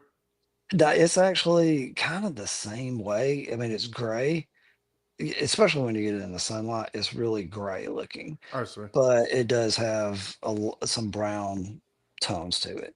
And I'll be honest with you, didn't pick the color. Like, my wife picked the color for the rest of the house, and I just used the darker shade, if that makes sense. Like, she picked out the Sherwin-Williams gray, and I went, I think it was 4 shades darker than what she put in all the other rooms in the house. I see. Yeah. Yeah, and the couch is that, see, in the camera, it looks like it's a tannish, brownish color. It's kind of the same. Yeah. I mean, it really matches the walls and So it's carpet more of a and gray. everything. Okay. Yeah, it's more of a gray. Yeah, that's hard to convey the colors and stuff. Yeah, because everything looks tan or brown.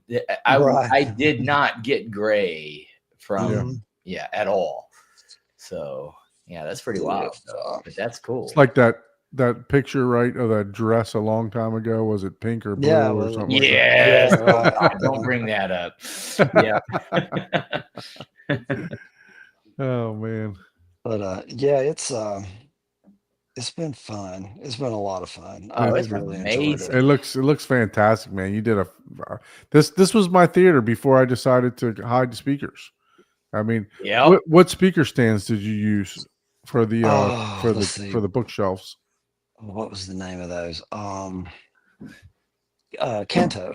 Okay. Yeah, Kanto. Oh, yeah, cool. Those are nice. Okay, Did you happen to fill them with sand or anything like that, or you just No, I mean I wouldn't say robust, but I mean they're pretty sturdy. okay? I was really happy with it. Especially after for what I paid for them, I thought they were going to be kind of flimsy, and I was probably already ready to send them back before I got them. I But see. when I did get them, I was like, okay, like these are really pretty nice. So Yeah, man. I when I saw this picture on Facebook, you posted it to a group on Facebook that I was like, man, I gotta reach out to this guy, and then I saw that you were a member of the Home Theater Hub Facebook page too, and I was like, Mhm. oh man, this is awesome. So I want to thank you for being a member of that. If you guys tune in are tuning in, we do have a Facebook page group. We don't. I'll be honest with you, we don't use it a whole lot, but we really need to start using it a little bit more. So if you'd like to join that group, by all means, go ahead and look us up on Facebook. And we'll definitely. I'm definitely trying to be a little bit more active on Facebook and You looking know for what's pretty various guests wild? that way The too. blue makes the gray show. Yeah. does it look okay? So that's what I got. Yes. Mhm. It like I saw nothing but See, brown. now it looks yeah, now it looks Now gray. it looks Now great. it looks great. Like, Okay, we'll look at blue. okay. Some of the back, it's like, oh, okay, yeah.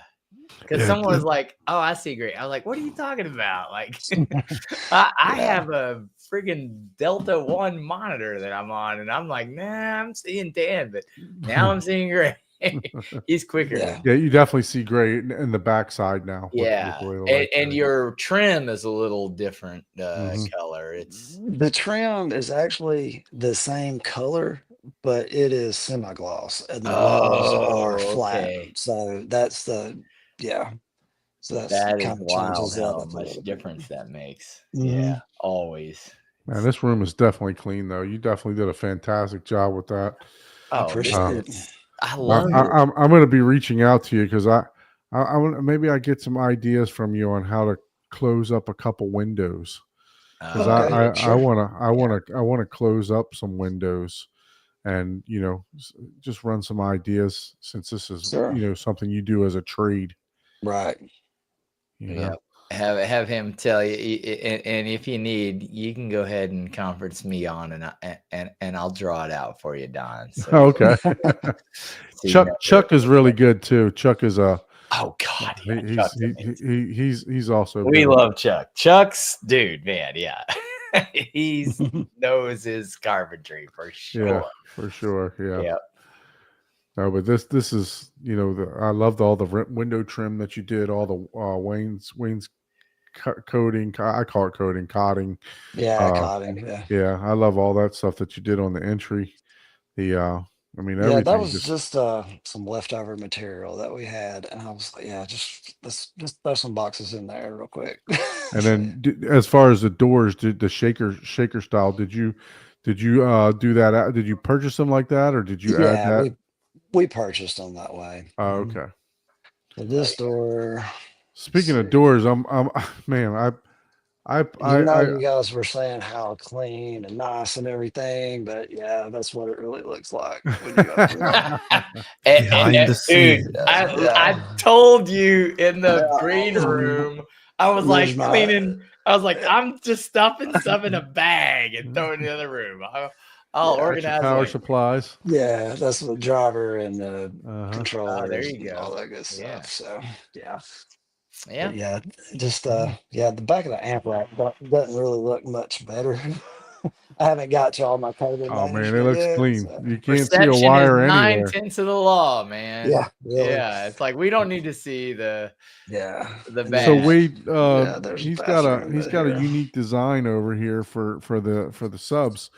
Wade is asking where are the subs and what kind they are. They are the Ultramax 18s, Dayton Yeah, Audio sure. Ultramax, and he's got them hidden in a fantastic right at his 90. Yep. So he's Right there. right inside of that box right there. And you basically are getting a enclosure gain by the height and the width and the depth of that relative to the front of the driver enclosure.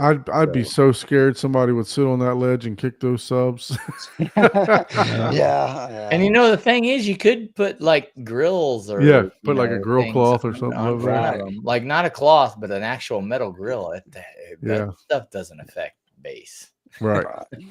But luckily, there's really no like really young kids running around Okay. here anymore. So yeah, that helps too. And if my Yeah. nephews come over, I'm like, do I mean, not touch anything. Put some Yeah. caution tape around that. So Yeah, you there you just go. put a There big you go. X. Yeah. You have to like lay ground rules for those two, like no wrestling, no arguing, no fighting. You just Oh yeah. don't touch anything. My son goes in the room. When he walks in the room, he reminds himself, no touching the screen, no jumping around the screen. No. he goes Exactly. through and reminds himself. Hey, yeah. No, I hear you, man. That's funny because I do the same thing when I have my 5 things when I ride motorcycle. I was like, protect me from, you know,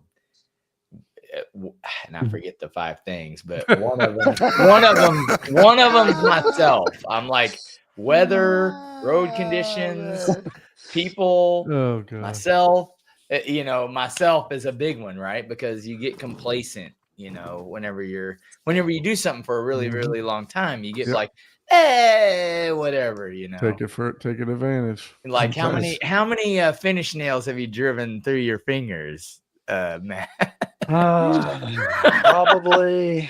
Probably about 3 or 4. But that's Okay, yeah, that's what I'm saying. Like it Yeah. happens, you know. You're just like, That's one too many, man. God dang, yeah, exactly. You're like, damn it. And the thing was, it was a few years ago. It was about 5 years ago. Well, it's probably a little bit longer than that now. But I'd already been doing it for like 20 something years. Yep. And I shot myself with a nail gun, and I was like, I can't believe I just done that. Yeah, I exactly. really That's just done that's that. what I'm saying. So That's I need one to of my know what things. It's like what Be miter saw are mindful. you using? I need to know. It's a DeWalt 12-inch dual compound slide. Like, So yeah. it's got the slide too. Yeah, I was looking at Yeah, the DeWalt too. I have to build the theater that I built. I used a Ryobi Mhm. slide. So, Right. but yeah. So I'm looking to upgrade my miter saw. Yeah. So Yeah, I go through one saw. One saw will probably last me about maybe 3 years okay. before I wear it out completely. Yeah. Man, this is beautiful. Thank you so much for joining. Really Oh, it's my appreciate pleasure. really appreciate you sharing your theater. And I'll be honest with you, from the picture, I didn't realize that they were Martin Logan's. You know, I just looked at the picture and I was like, man, this theater. Oh, is he would have been clean. all over that. He would have been like, oh, I need to set up a sales page and Yeah, I'm really happy with the Martin Logans. they're Like, I good really sounding like 'em. speakers. Martin Yeah, Logan's they are. makes some amazing Mhm. sounding speakers. And I So really liked them because, like I said, I knew all the speakers were going to be out in the room this time. And aesthetics, I'm not going to lie, played a big role Yep. in picking the Martin Logans. I Mhm. just loved the way that they looked. I mean, they sounded great. They sounded smooth. I auditioned 4 other speakers, which maybe, I don't know, call it unethical. I don't know. But I ordered 4 speakers from 4 different places, center channels, because I figured that was the most important Mhm. speaker. Demoed all 4 of them, compared them side by side in this room. It was kind of before treatment, but I did have the couch. And I had my receiver, and I had an older amp that I was using in my other house for outdoor speakers. And it was like a 2-channel amp, but it had the 4 outputs, and you could had the AB speaker selector. So I had everything hooked up, and I could just AB, go back and forth to whichever center channel Nice. speaker that I like. And then the 3 that I didn't like, I sent back. So Yep. yeah. Hey, that's why they So- give those guarantees, right? Yeah. So what's the And I- location? Is this in an attic upstairs type of? Yeah, it's above a garage. Yeah. It's a okay. bonus room. Mhm. Yeah, They Yeah. call them bonus room. bonus Yeah, yeah. rooms. everyday JS if it was. Yeah. So man, you get all kinds of tactile feel with the Oh, it's so awesome, Paul. floor moving. Okay, this room is built on 26 feet long I-joist because even though you have the wall, right, but the length of the garage ceiling goes all the way back to the dormer, Right. if that makes sense. Mhm. So this is just like open attic space behind Right. those panels. So the room is actually 26 feet wide, but it's only got 16 feet of usable space. But it's all built with I-joist. I think they're 14 or 16-inch I-joist. So, Engineered yeah. okay, yeah, the Yes, engineered yes. I-beams, yeah. Right. So, yeah, with the low frequencies, you can barely hear it, but yeah, the room just bounces. Like Yeah, that's what I was gonna so say. cool. You don't even Mhm. need bass shakers in that No, you case. don't. It does the same thing. So Like, do you yeah, use it's- Rue? Do you use Rue, or you just have you Yeah, ever? mhm. So what are you Yeah. getting? What are you getting plus or minus on your low plus or minus 3 dB? What's the low free? I think well, when I was using the mini DSP, well, you could go down to 10 hertz, I think. Okay. And at one time, I had a curve set up that was actually louder at 10 hertz than it was 20 hertz. Jesus. Yeah, it was, yeah, you get a lot of gain being in the dormers like that. Yep. Yeah. And I mean, I think I was, and yeah. an enclosed room, like because even though you have the back, and I'm curious, I would be curious because your back entryway, since Mhm, it's open, that's a resonator, aka absorber as well yeah. for high frequencies, and you have a door obviously in that hallway, right? Yeah. So Yeah. based on the dimensions, yeah, you could be getting some gain and or cancellations off of that. Yeah, I'm not sure yet, but I do know that bass really loads up because if you walk back around the corner where the amp rack is, and if a movie's playing, yeah, That's the it's, I can't stand here uh, very long. Yeah. yeah, it So really what loads about up. the door for the room? Did you the entryway? Did you do any solid core doors? Did you just use regular doors for that? It's just regular door. They're not so much solid core, but they are a wood door. Like the panels on the door are actually wood, if that makes any sense. It's not so Right. much like a hollow. masonite hollow door, Mhm. but it does have solid wood panels in the door, but the door itself is not really considered a solid core door, if that makes And sense. since you built this house and you're building a theater, did you try to do any sound isolation or soundproofing? Did you do like double drywall, green glue, clips, any of that stuff? I didn't, only because I know this isn't going to be the last house, Right. and we really just built this house to sell in a few years. I see. And then the next house that we build, I'll probably look into that a little bit more because it's probably going to be the last one that we build. Right. As far as like isolation, there's only, like I said, there's a garage below us, and the closet, the bathroom are side by side, but on the other side of that is another bedroom. So I tried, of course, I added a lot of insulation in between here in the bedroom as much as I could. I mean, just kind of is what it is, you know what I Right. mean? But luckily, nobody stays in that bedroom anymore. So I see. Yeah, man. that was my oldest stepdaughter's room, but she's recently moved out. So You've definitely done a fantastic job with this theater. I'm over the Yep. moon with it. It's really nice. If you guys have any questions for Matt, just shoot them in the comments over here. Matt, if you want, you can turn your camera back around. We're probably going to get back into some announcements here, but thank you for sharing your wonderful theater there. It's absolutely, my pleasure. definitely gorgeous, and if you're more than welcome to stay on and talk about some of the the new news that came out this week, or if you want, you're welcome to drop off and join back at any other time. You have the link, so you're always welcome whenever Oh, you want. awesome. Yeah, I'll stay around for a little bit. Yeah, every opinion is an opinion. We love it. So I really enjoy. I love your theater. I appreciate it, Paul. It's like high end. It's high end, but it's very simple. It's very Right. attainable. It doesn't It's look not like, complicated. It's like There's not some like, there's oh, some craftsmanship that went into Yeah, that. yeah, theater. and that helps. that- That does help a lot. Again, a lot of people don't realize what it takes to the trim out a labor room like in a that. lot of Yeah. this stuff is where a lot of the expenses come from. It Right. really does. Mhm. Yeah, it's like I wanted it to be. I don't like. I mean, to each their own. It's not that I hate it, but it's just not me. But I don't like the comic book store look. You know what I mean? Where it's just Right, where all the posters movie everywhere posters and mhm. figurines. I'm like, Yeah. Yep. that's just not me. Sometimes it looks cool. Sometimes it's like, Don't have that. I have thought about that, doing that with like one of my favorite animes, Bleach.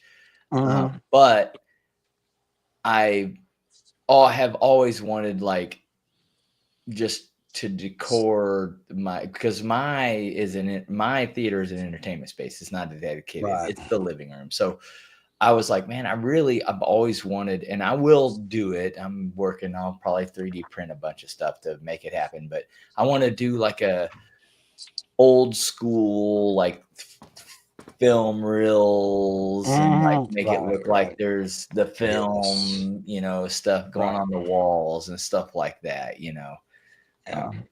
stuff like that. But yeah, I catch all kinds of shit because my room is not black.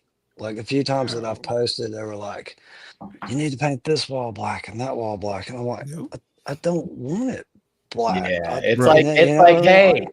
hey, who's enjoying my theater? I know, right? Right, exactly. Yeah, it's like, but your contrast levels will go up and it'll be like a new projector. I'm like, I'm good with the projector that I have. You know what I mean? I would be curious if we took a poll of, okay, blacked out theater versus living space theater. How many times you watch a movie? And here's the thing, Right. you mentioned exactly the reason I'm building my theater the way that I am. Yeah. You mentioned that your house is for resale, Right. right? Oh, yeah. And not very many people are going to walk into a house Black and be room. like, "Oh, black room, great, let's do it." Exactly. No. So never. you nailed it, with what you did, because same goes with me. My wife and I even said it today. We'll probably keep our house until my son graduates high school. He's in kindergarten right now, but still, yes, we can change the color and stuff like that. But I also want an inviting room that can be used. Right. Even if we don't even turn on a movie, we can just go in there and sit down and talk and everything else. And if it's totally blacked out, my personal feeling is that you can't do it. Do I not like black? I absolutely love blacked out theaters. I'm calling out Don. I'm calling out Don on this one because his top 5, his first one was seating position. But I'm calling bullshit because in reality, it is who's the space for. Yeah, but you that right there determines everything that you just said. All your lines come back to your seating position. Yeah. I still think that's number one. Audio and I'm going to tell you who else is going to think that the same with me. Abe. Mr. Senor Dusty joined us. I just knew it was Abe. I knew he was going to pull that card on you. I'm just saying, your experience, No, but dude, don't. Look, here you go. Look at this. Perfect. No matter how perfect your sitting position is, every day. If your room is ugly, your room is ugly. It doesn't matter how amazing. But the thing is, if it's blacked out, it don't matter, right? If no one's going in there to sit down, it doesn't matter. It could be perfect, but I can tell you what, my wife, she actually just goes and sits in the room. Mhm. just sits in there. You know, Exactly. she'll scroll. You did the correct thing. You sound isolated the room, which is amazing. And every time you say it, it makes my engineering brain go sound isolation and acoustic treatment is totally different things. Right. Not Exactly. No, of hearing course, yeah. outside and inside, yeah, that's totally Mhm. different things. Yep. But yeah, you made a really good room already, right? And Right. you know, and you've upgraded. Well, of course, you know, someone that upgrades their projector 3 times before they turn it on. You know, what would you expect? You know, it's like Well, the thing about the sound he's about to push the isolation, button on a 4th. You know, like is there an NZ10? You want to know the reason, and I'm sure you're going to touch on this, Matt. The reason I wanted to do the sound isolation is because, or try to contain the sound inside the room. One, Mhm. my house is about 10 feet to the other house Yeah, on both right. sides, Yeah, right?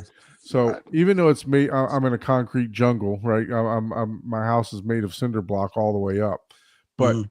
the other thing is that, hey, if I want to come down and watch a movie at 2 o'clock in the morning, Right. I want to be able to play it and listen Mhm. to it. I'm not going to go to reference, obviously, but I want to be able to play it to where, yeah, I can still hear the dialogue perfect. I can, you know, maybe I'm not cranking up the subs, you know, cranking it up, Yeah. you know, but because I mean, obviously, it's almost impossible to contain subs, right? No matter what you do, Exactly. Right. you know. So, That's but $1 I million. want to be able, I want to be able to listen to it to where, you know, if my wife's sleeping, you know, or whatever upstairs, that hey, I can listen to it at a respectable volume, still enjoy the movie, and maybe I have some butt kickers or some near field subs that I can feel the Yep. feel the Mhm. vibrations, right?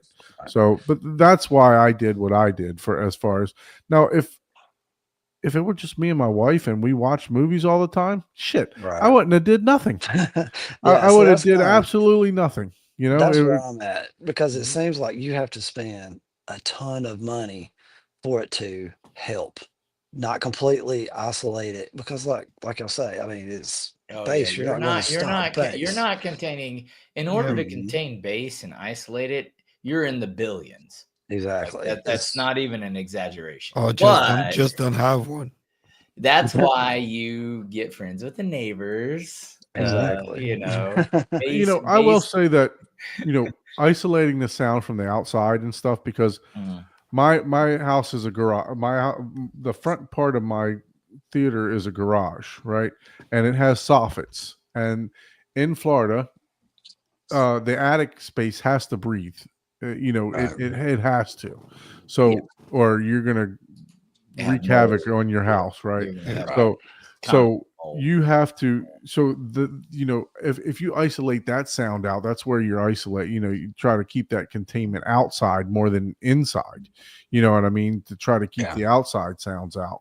You know Right. that, but it, like you said, Matt. If you and your wife are the only ones there watching it, who cares, right? Who cares if sound goes into the dining room or goes down the stairs to wherever else? You know what I mean? So Mhm. it's more about containing the outside sounds. If it's just, you know, if you're going to be partaking in the movie for the most part together, right? Which is Right. what me and my wife are going to do. You know, I may Yeah. watch something that she won't want to watch, you know, every now and then, but I mean, she watches all the genres, you know. So 180 inch, 160 inch, you know, adult move now. Yeah, no, you're gonna be watching The Bachelor. That's gonna be your first series you watch. No Bachelor. I'm not a Bachelor person. So, I didn't know but if the wife like nah, she's not really either. You know, into that. so Okay, we well, used to watch a lot of reality TV before, but Survivor maybe. nah. Naked and Afraid. That's what I Yes, still watch. yes. Jessica watches Naked and Afraid. I think The I'd watch Bachelor. Deadliest Catch before I watch Naked and Afraid. Yeah, yeah. Jessica doesn't. She doesn't watch The Bachelorette or whatever. She knows I'm like, oh god, I'm like, no. Me and my wife watched all the 90 Day Fiance Yeah. series. Oh my, Uh-huh. what a train wreck, man. It's great.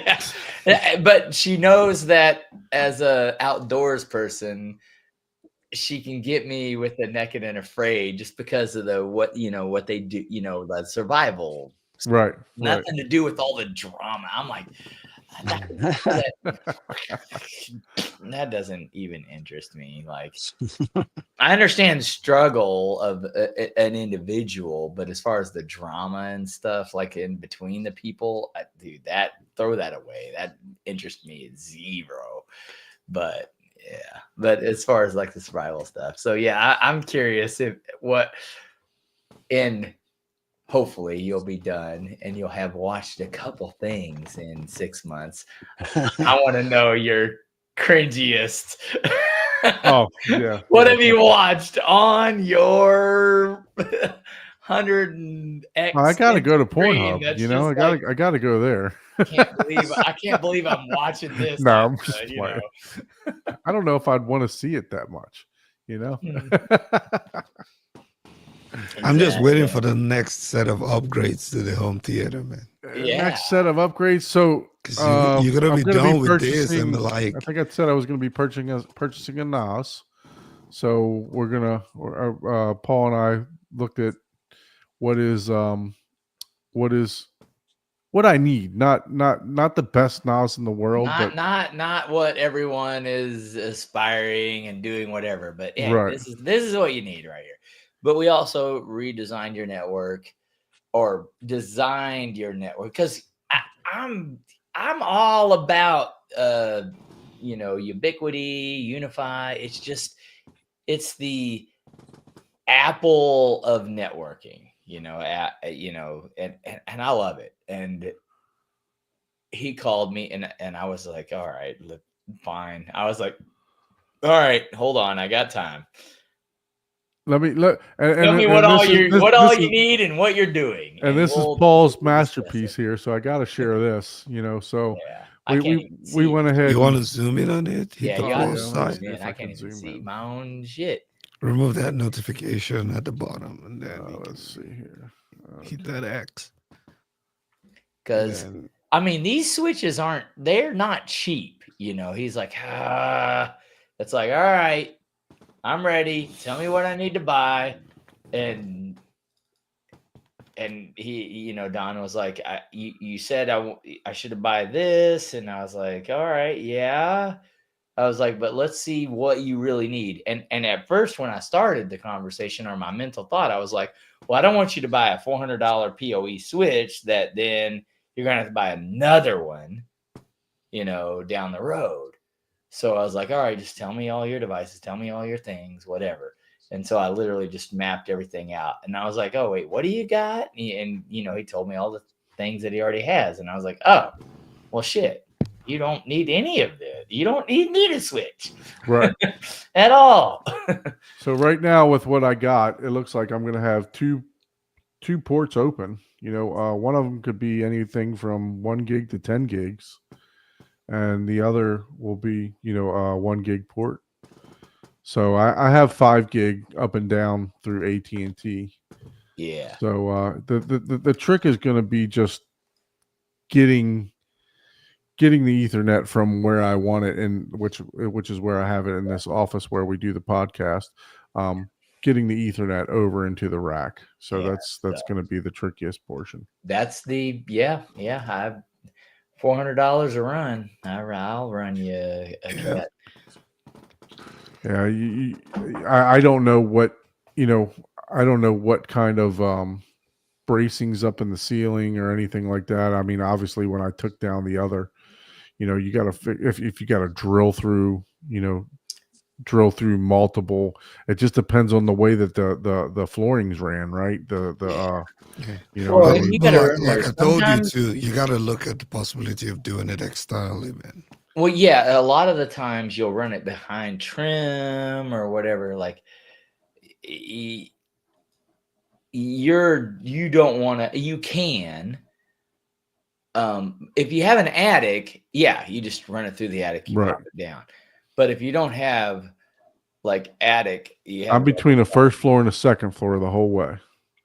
yeah. I'm so- a square. My house is a rectangle straight up and down. Well, and you know what? A lot of people don't realize this, but that is literally easier than you think. If you have an attic space, If the joists are running the right way. no. If you have an attic space on the second floor, right? Popping a wire from your first floor, you do a little hole in the wall, and you get someone like Matt to make it look pretty when you're done. You go up to the second floor, you pop another hole, and then you just pop another hole. And once you're up in the attic, you go wherever the hell you want. And then you just pop it back down, same thing. And if you're lucky, you have a long enough bit driver that you can just pop even the second floor and just drop it all the way down to the first. Yeah, the flex. I've bridge and done stuff that like here. Yeah. You know, I'm like, That would work if I didn't have 3 different attics and none of them join. Yeah, just not fall through the damn roof. Yeah. yeah. Every house, that's an experience thing where someone, Yeah. I was like, man. Yeah, That's what I told you. as Try to someone run it that outside the house at the wall. Yeah, exactly. Yeah. I as have someone done that crawls through attics or used to crawl through attics on a daily basis, Mhm. looking for termites and everything else. So Yeah, bugs you know and all about rodents. the attic. Yeah, you know once Exactly. you get into the attic, it's easy. But even then, you know, there's tools and all kinds of things. Oh, But yeah, yeah. you're right. I'm If hoping that the joists are running, pretty much long ways on the house. That way I only got to go drill through a couple of them, to get to the closet area. But But we'll see after, what happens. yeah, I gotta you'll start be good. dropping You'll be can good lights and either stuff. way. Shoot, run it on the Yeah. floor. Whatever. It's trip hazard. Yeah. So let's talk about the other news, which we kind of briefly touched on. We'll briefly touch on it again too. Is the Strato M. What are your thoughts on the Strato? What are your thoughts on the Kaleidoscape system, Matt? You're familiar with it? What do you? Yeah, yeah. I mean, I'm familiar with it, but my wife would kill me if I went and bought a Kaleidoscape. You know what I mean? So I kind of try to not look at it a Right. lot. But yeah, I think, like I said, I rip all my Blu-rays and I store them. But let's face it, it's only a matter of time before physical media goes away, and then Right. you're going to have to get something. You know what I mean? And the only other game in town is Kaleidoscape. So let me ask you this: Does your wife use the theater on her own? Does she? No, play she movies? doesn't. I set up everything and I just ask her what she wants to watch pretty much. So, I see. but she doesn't come use it herself. Because I'll let you know that my wife told me flat out the Kaleidoscape's the best piece of equipment that I bought, in her opinion. Well, your But you wife also needs have to talk to control my wife. four, right? You Yeah. have, like control. Just for ease of use. You know what I'm Mhm. saying?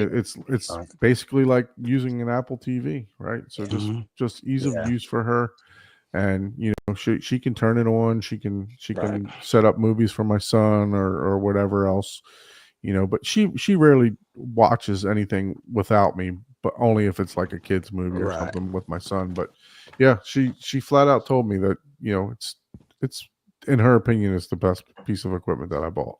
Yeah. I mean, don't get me wrong. I would love to have one, Right. but I'm going to hold out as long as I can, Yep. pretty much until they quit making DVDs, or Blu-rays. I'm sorry. Right. Just because I don't know, I guess I'm just old school, and it's hard to change when you buy something like a CD or a Blu-ray or something like that, and you have it in your hands. I mean, that's like yours. And if you use the Kaleidoscape, yeah, you buy all the movies and you can download them, but I don't know, it's just something about it. Like, what if they go out of business? Then what are you going to do? I mean, Yeah, I mean that's with anybody So, though. I mean, look right, exactly. look at the remote, for the Harmony remotes. They just Right. made an announcement saying that they're no longer going to support anything.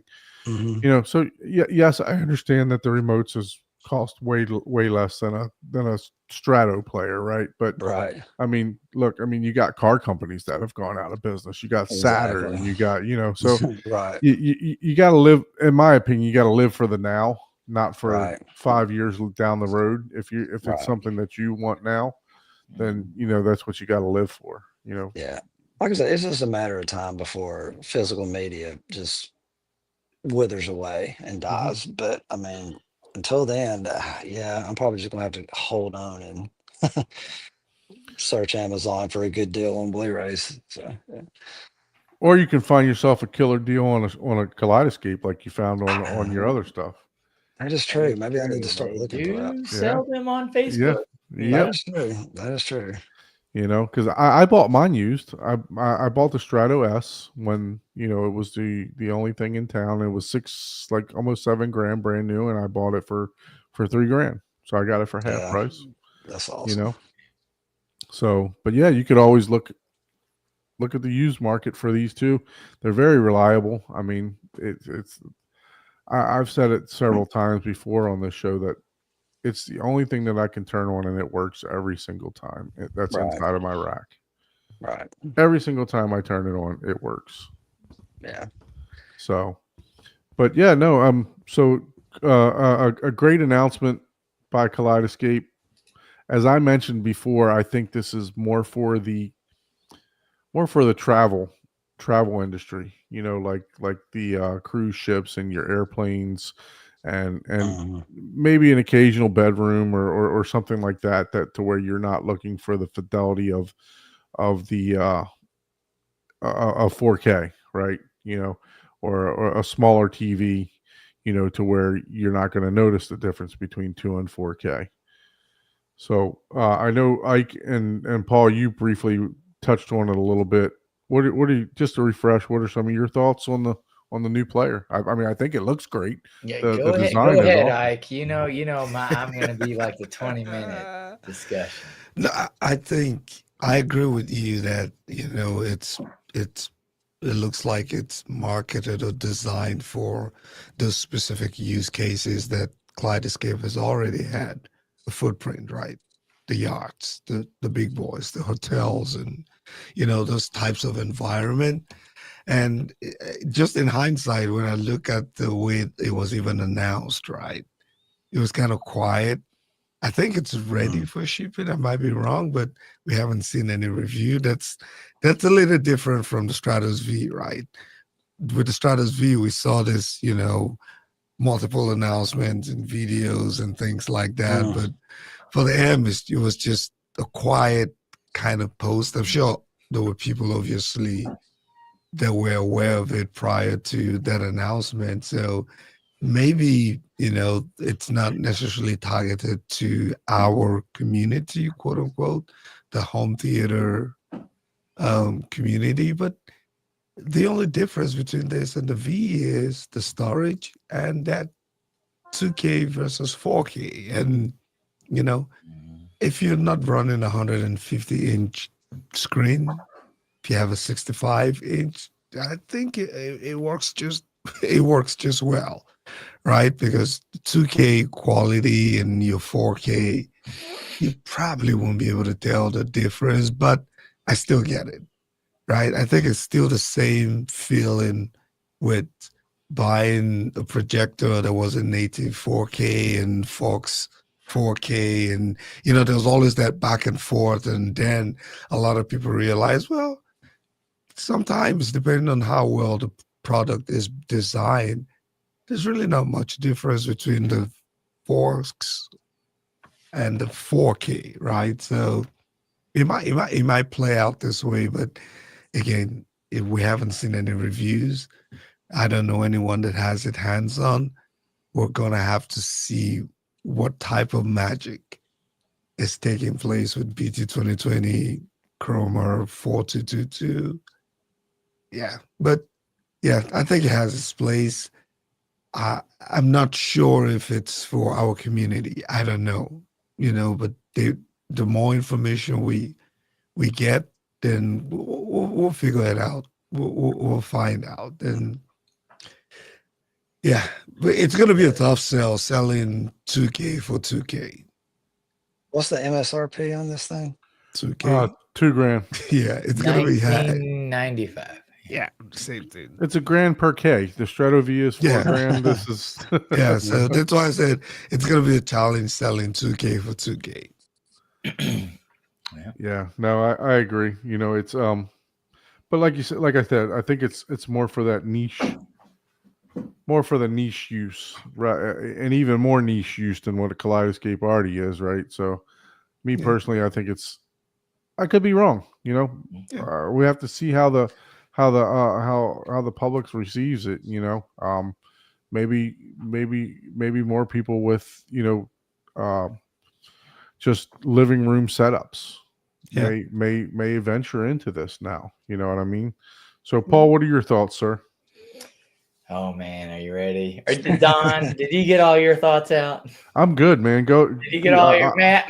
Did you get all yours out? Are you sure? Yeah, I'm good. Because I can I'll go both pass. ways, and I as far as both sides on the fence on this, right? So okay. Well, you told us it was a wonderful product in the beginning. So well, okay, yeah, no, absolutely. So here's the thing, yeah, and you know, I'm opinionated. That's what people love about me. I don't hold back. I'm just truthful about my opinion. So, number one, people that already have Kaleidoscape, they could feel a little slighted about this. It's like, wait, you're selling 2K stuff. This is supposed to be high end, blah, blah, blah, blah, blah, blah. Right. And they could feel a little let down, right? This is supposed to be, hey, this name brand is supposed to be the high end, right? I would equate it, Miguel, which is one of my best friends. We kind of talked about it, and he's not a car guy because he's blind. He doesn't drive. But he equated it to if you have a, $500,000 Lamborghini, and then all of a sudden they come out with a $50,000 Lamborghini that's just as capable almost as the $500,000 Lamborghini. How pissed would you be? And that's an elitist mentality. You shouldn't feel that way, right? Because so I understand why people could be upset about this device, right?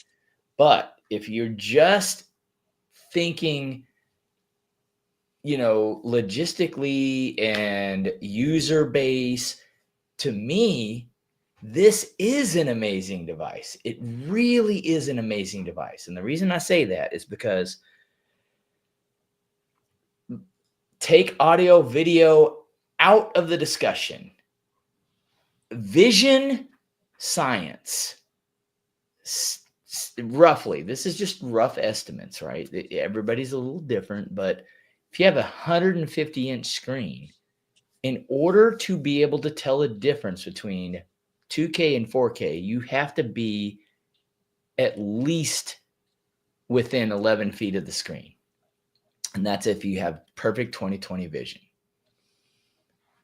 On a 100-inch screen, you have to be 7 feet to the screen to be able to tell the difference between the resolution. Now, we're just talking resolution. We're not talking color spec or anything else. On a 85-inch, you have to be within 6 feet to be able to tell the difference in the resolution. So I understand people, and I'm the same way. We all are the same way. I want 150 watts versus 120 watts, even though that doesn't make a difference. Right, doesn't make a difference. Wattage to make a difference. In no scenario does that make a difference. That is basically, there's always the exception, right? If you're sitting closer within those rough estimates that I just mentioned, yes, you are going to be able to tell. If you're sitting 3 feet from a 150-inch screen, hell yeah, you're going to be able to tell the difference between 2K and 4K all day, every day. But most of the time, it's what 4K also brought was your Dolby Vision and your HDR. They brought more color variances and brightnesses, basically, to put it in layman's terms. That's what people see most of the time when they think they're seeing resolution. They're really seeing color variations. And to test that with yourself, pause a picture. That is the only time that you can really tell the difference between resolution is in a paused image. In a motion image, you're not really going to be able to tell, oh, is that, can I read the letters on his, tattoo as it scrolled past? But if you pause it on that, you'll be like, oh yeah, it's a little sharper, or the text is sharper, or whatever. So to me, this is like we're touching on what could be the best scenario. And I'm going to mention something here in a minute that would make Kaleidoscape leap forward 10,000 fold. But I don't know the logistics of whether it would be possible or not. So this is great. But yes, we're all numbers people. 2K versus 4K. Yes, everyone. That's the first thing you see. But it does HDR and it does Dolby Vision. So your real contrast, which most people that talk about even your high-end home theaters, they don't ever discuss like streaming as, oh, the video sucks so bad. They always say, the audio's compressed. That's all most people say. Mm-hmm. Right? So yes, this is not 4K, but the audio is completely uncompressed, which is amazing. The 2K is full dynamic range. Yeah, better than streaming Resolution's lower, quality. full dynamic range. Amazing. Still better than streaming quality. You only have 6 movies, which again, if you're buying this product, it's to me, it's not for your yacht, it's not for your bedroom, it's hey, I have a home theater.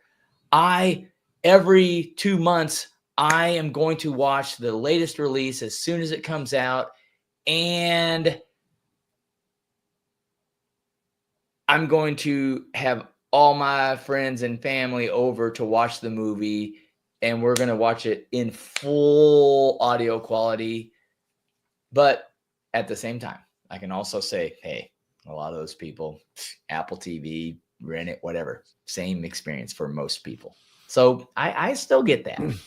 Here's what I think they're missing to make this product, or even the Strato V, the product that everyone would buy.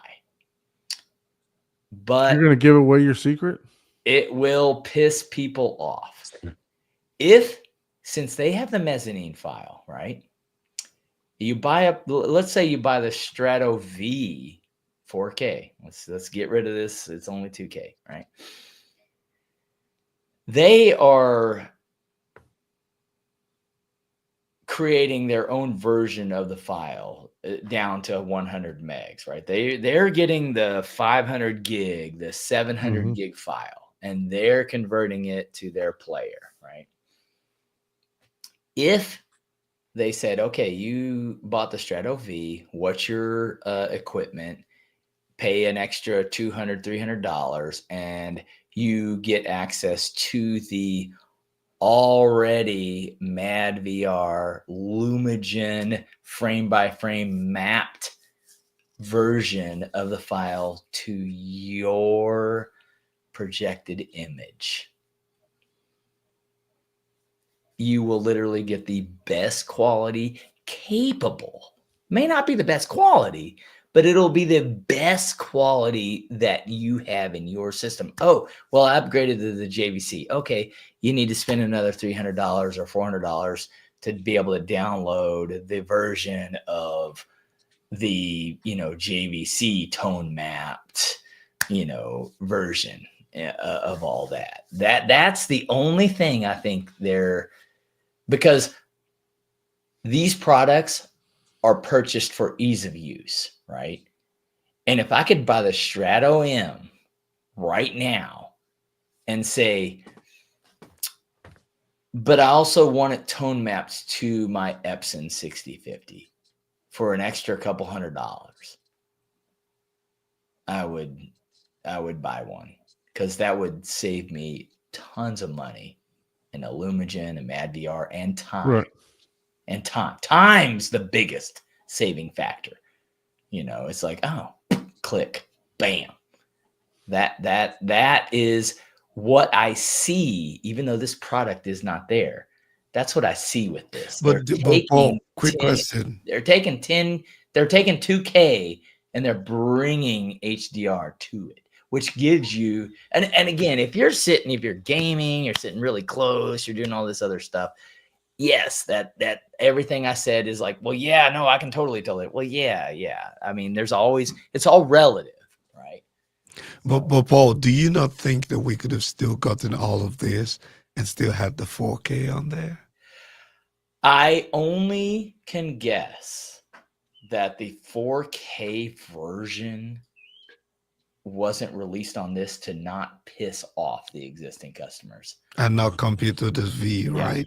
Because product. Again, that's the elitist. We don't want to piss off the elitist. Yeah. Otherwise, because there's enough memory in this thing to do HDR, BT 2020, and Dolby, HDR and Dolby Vision. So it's not a memory issue. Yeah. So why are we restricting this to 2K? They're going to say hardware, they're going to say whatever, but It's just like, dude, you can buy a $50 fucking Nook off of Amazon that'll pass non-transcoded 4K. That's what I was going to say. I would almost rather them have charged the extra $400-$500 that they were going to charge. Yeah, because even if you're marketing it to those specific use case, the yacht owners and all of that, right?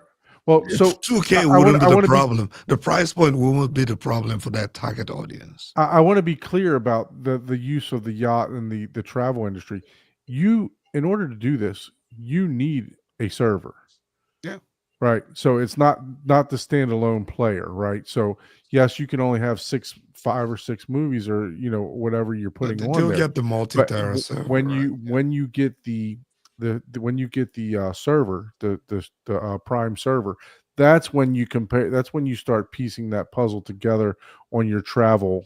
Your trains, your everything else like that. So I just wanted to be clear that this is a standalone player. Yeah, it is standalone. But in order I want to address Derek's comment on the as long as they could figure out a way to do the conversion on the fly. You don't need to do the conversion on the fly if you have. So that's irrelevant, right? So if you know the max capability of something, you don't have to do it on the fly. That is literally what conversions are. Now, MadVR and Lumigen, that's a device that once you buy it, you can set it to any device. That's the awesome thing about those. Any device. Like, if I only have something that I can't even do SDR, I can only do 50 nits. You could literally take a Lumigen and a MadVR and still be able to watch the darkest and the brightest scenes. No one's doing that, but I'm just saying. That's what's nice about those devices. That's what I made. Those are amazing products, right? For that purpose. But if you master the original material, that's why a lot of things, think of it like this. In audio, right? Everything's compressed in streaming. The reason it's compressed because we don't want your 80% of the population, 95% of the population that's listening to your TV speakers on their TV speakers. We're not going to play fucking 20 hertz. We're not going to play 30 hertz. We're not going to play 40, 50. We're not going down to 200 hertz. You don't even have the equipment to do that. We know that because you're listening on a TV. You don't have the capability of do 20,000 hertz. we're ramping that thing off at like 8K, 10K, 12K, whatever. You know, they have better speakers now in TVs, but that's the reason that's nerfed like that. You can produce the content with a map to your device already. Frame by frame tone mapping doesn't mean shit if you already know the limits of your device and you make and create the content to match what is being displayed. And that's the other thing, though. Different studios are making their content at 4,000 nits, at Yes. 10,000 nits, And at that's 5,000 where nits. Kaleidoscape could, like I said, their market, if they made it to where, hey, we're making profiles for your device, it's like, this isn't for the $200,000 Barco projector. We're giving you at home reference. We're mastering the content based on the Epson, the JVC, and the higher end people, obviously the Barco and the Christie projector that you have at home, because people don't even realize $100,000 Barco or $200,000 Barco ain't shit to some of these theaters that you're watching this stuff in. That's like a $500,000 projector, a $800,000 projector. And those are the ones that are like, hey, we're full mastering this based on the capability of the advertised or marketed. You're like, oh, watch it in IMAX, right?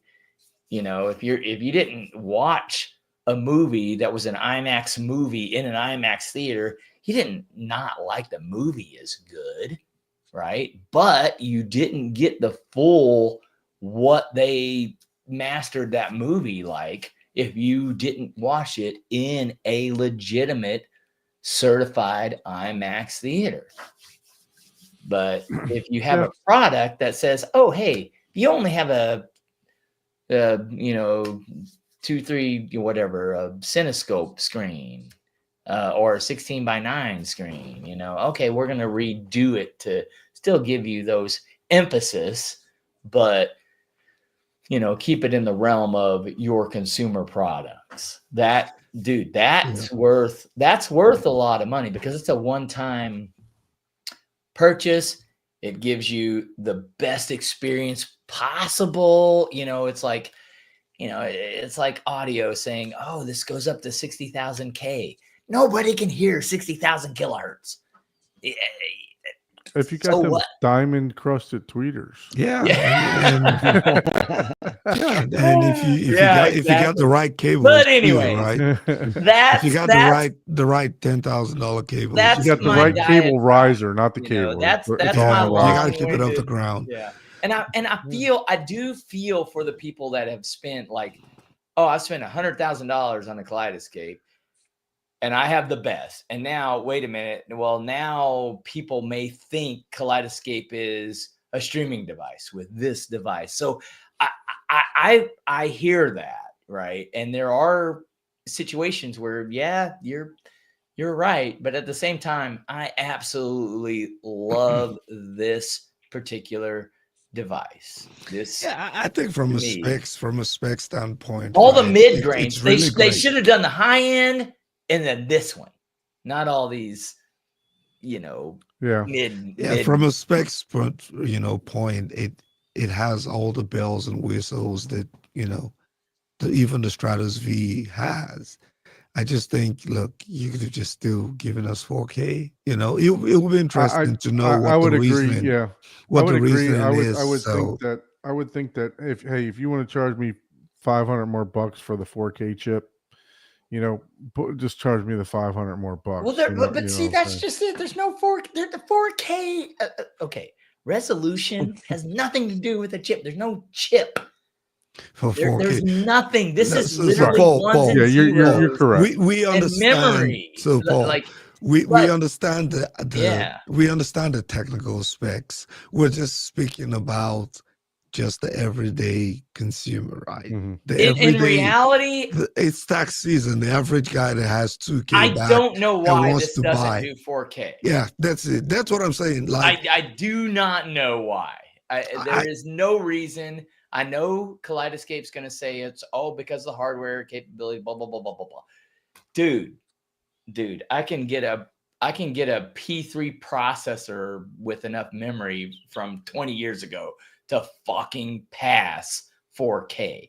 This isn't a device it's not a Lumagen, it's not a MadVR. They're not doing real-time transcoding on this stuff, So there is a different I mean, there's a reason. chance that It's more political that there's a chance that doing it 4K, I guess, would I really compete, don't know. will compete with a Stratus V. Correct. But still, I don't know. Derek said it right. There's a marketing reason that, and Yeah. we don't know what it is. But yeah. That's absolutely right. Because Kaleidoscape, Yeah. you are welcome to come back on the show and just talk to us and walk us through the reasoning behind this particular, I still love the choices device. that were I made. love the You know, device. I yeah. love it. I love the position that it has. It is literally at that price point that I know a lot of people, again, we all are that way. We're stuck on the numbers, like 2K versus 4K. But,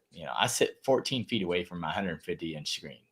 And I literally have done that exact thing. I played Ready Player One and Alita Battle Angel, 4K, 2K. And I'm like, well, the color, the color. Yes, right away, that's the difference. But I also was like, well, let me get up close to see the resolution. And I could tell the resolution when I was standing 2 feet away from my screen. I was looking at it because I was, just being a nerd, investigating, like, okay.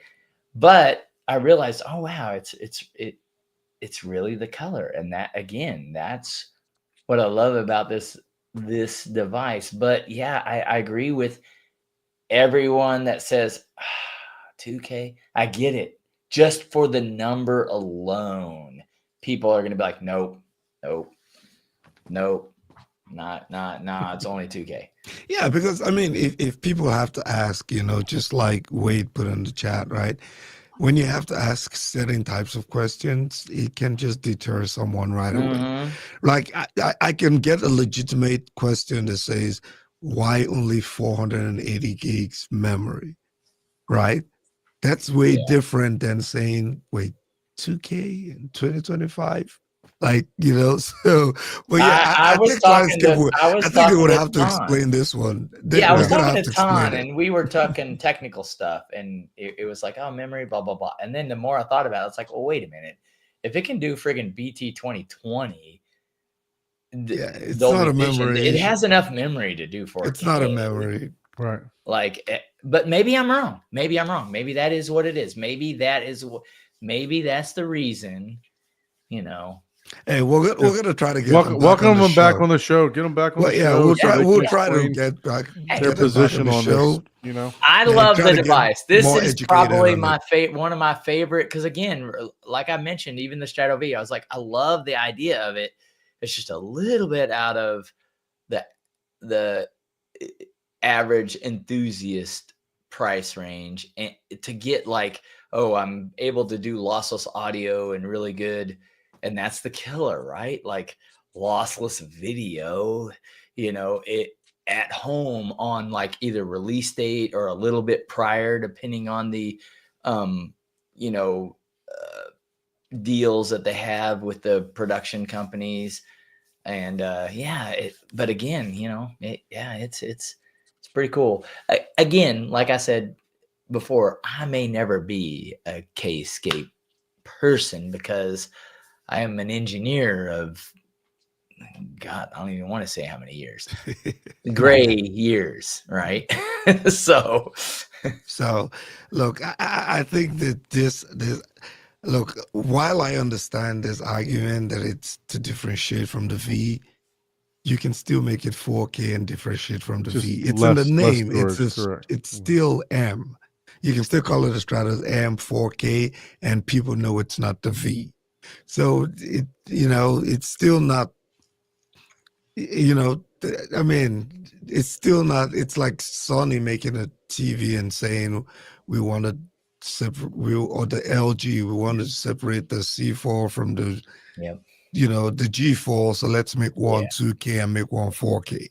Marketing's tough, man. Who knows? I may think have to it's order tough. one of these and just put it to Yeah, the but test. I think there's a lot we might need to learn from this, just in terms of the decision. The same way we found out the reason with the V, right? The 1 gig, where there's certain limitations when you pair it up with the Stratos. I like to always think that the people who design these types of things are brilliant people that sit down and really think through it. They're not just playing Russian roulette and coming up with decisions. Well, and what But people, you're gonna have to explain to your average consumer, right? yeah, consumers. Your average don't- consumer would need a lot of explanation. As a consumer, I'm not thinking logistics, right? Like it could be something. Hey Don, as can you simple- pull up that comparison chat? Sorry, It could be something as simple I as, think I have it. it takes this many gigs of RAM, but if we lower this, we can't do 4K, but we can do. Logistics is overlooked by a lot of people, and logistics is how companies survive, right? Like as companies, it's just a fact, right? Like if you have to, go 20 miles to refuel some product that you have versus, hey, how much money do we need to, make that fueling station or capability within wherever we're working? There's little bitty things that people don't realize that add up to millions and billions of dollars, especially on even micro scale or even grand scales, right? That's, if you order, 5,000 products, right? If someone says, oh, I can give you 5,000 of these products with, 8 gigs of RAM for, $4 million, but I can give it to you with 1 gig of RAM, for, 400,000, it's like, ooh, okay, well, let's rethink what we're going to do with this, so logistics it gets so. What was it? Sim City. You gotta play Sim City, man, to understand the little bitty minutiae of logistics. Yeah, so there's a comparison page right there, and there's no difference between this thing and the V, man. Just No, that storage. There's zero difference except 2K and 4K. And 4K, and then the That storage. is it. And if your seating position, and granted, honestly, like even after I love this device and whatnot, I would rather be sitting right at about 10 or 9 feet from my screen to get what I feel like is my full, which the resolution may make a difference in that case from a 150-inch screen. But even then, it's like, yeah, but I don't know that I would spend more to get that little bit of resolution difference. I've watched DVDs, high quality DVDs that look as good as 1080p. Yeah. You got to remember, like DVD, AK, whatever, 480i, 1080p, and whatever 4K. I forget what that is. 20, 46, 30, 20, whatever the numbers are. A lot of that's just a wrapper. That may be blank space, and a lot of the, that's another thing people forget. It depends on how it's mastered, how it's made, how it's, they've been upgrading a lot of the digital old school stuff to 4K and it looks horrible. Some of the film stuff looks amazing, upgraded to 4K, but you still get the film grain if you hate that, So it's all a fun journey that it could just be an April Fool's joke. Man, that's an extended version of an Yeah, April Fool's. it's like, There's a lot we of got all production you for that. guys. We just wanted to test the market. Hey Don, I'm gonna share a link for the comparison that is clearer. I'm gonna put it in the chat. You can pull this up. I'll put it in our chat. Yep.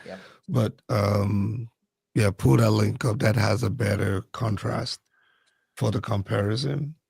If you scroll down, but yeah, it has its use case. I'm definitely interested in trying it out and seeing, but like I said, I just think it might require a little more explanation for those who are already in the system. I think, yeah, they can easily buy it for another room, but you're already part of the family, right? You probably don't need that much explanation, but for the brand new market, the brand new consumer, yeah, somebody's going to ask, so why does this have 2K again and my TV is 4K? Those little questions can mean the difference between someone buying and not. So, but we got to wait. We got to see, All right, I'm sure we're going to start seeing contents let's come out. answer the question. So Derek asked about the you can play your 4K. It literally says you can play 4K on this Strato M. Yeah. I don't quite understand that. Again, that's the whole why is it not 4K? But yeah, it plays your library, whether it's 4K or not. And with honestly, with the Kaleidoscape, it's like if you select download and watch, it's just gonna download the 2K version if that's what it is, anyways. But yeah, it plays all. If you have a 4K library only and you buy this product, that is one thing. Kscape, they're going to let you download any lower version and play it, or whatever version it is. That it technically it's just playing the 4K. So when you purchase a movie, even with the V, it gives you the option of Dolby Vision, HDR. HDR. It gives you all the options to choose from. Does it give you 2K? It will not allow. I don't know yet. It will not allow you to download Dolby Vision to a system that doesn't support Dolby Vision, like the C. So it won't allow you to do that. Yeah. So there are some precautions and stuff built into the the GUI or whatever they have there. So yeah, and kind of what we talked about also offline, Don, was for those who already have like the Lumigen or Mad VR in their setup, they probably wouldn't. I don't know if they will go for this, but those also upscale, right? So those can take your 2K and still upscale it to 4K. Yep, it's no different than why everyone that's in this community, that's the DIY, why everyone talks about the NVIDIA Shield. Guess what NVIDIA does? Graphics, resolution. Guess who does it better than any one of these home theater people? NVIDIA. Shield. Yep. Guess what? They got a 2019 device that beats the shit out of every one of these people as far as resolution and graphics. Yeah. Why? Because that's what they do. Yeah. That's the reason. No other reason. That's all they do. That's what they do. Now, besides that, you have, all these other products that are for ease of use, experience, etc. And this, to me, this is really, I love it because it's bringing it down more to the prosumer level, right? Like, to me, $10,000, that's like, that's beyond prosumer. That's like the more option, the better, man. The $4,000, the $5,000, if I could get a deal on it, okay, that's closer. But even then, it's like, I gotta really be impressed on the difference. I'd rather have my 2 motorcycles, my Corvette. I have other hobbies. Send Don a review version copy, man, and just watch him. Yeah, send me the M and I'll send him one. Don't send Don a version. No, I said someone that's Paul. Actually I'm saying send one to you, going Paul. to be like, this is amazing. I'm asking him to send one to you, Paul. Yeah. So actually send it to me and then I'll send it to Don. I wanted to change gears here a second because there's one more question that we want to. Okay, go ahead. So they asked, can't you just use an HDMI splitter on your Kaleidoscapes?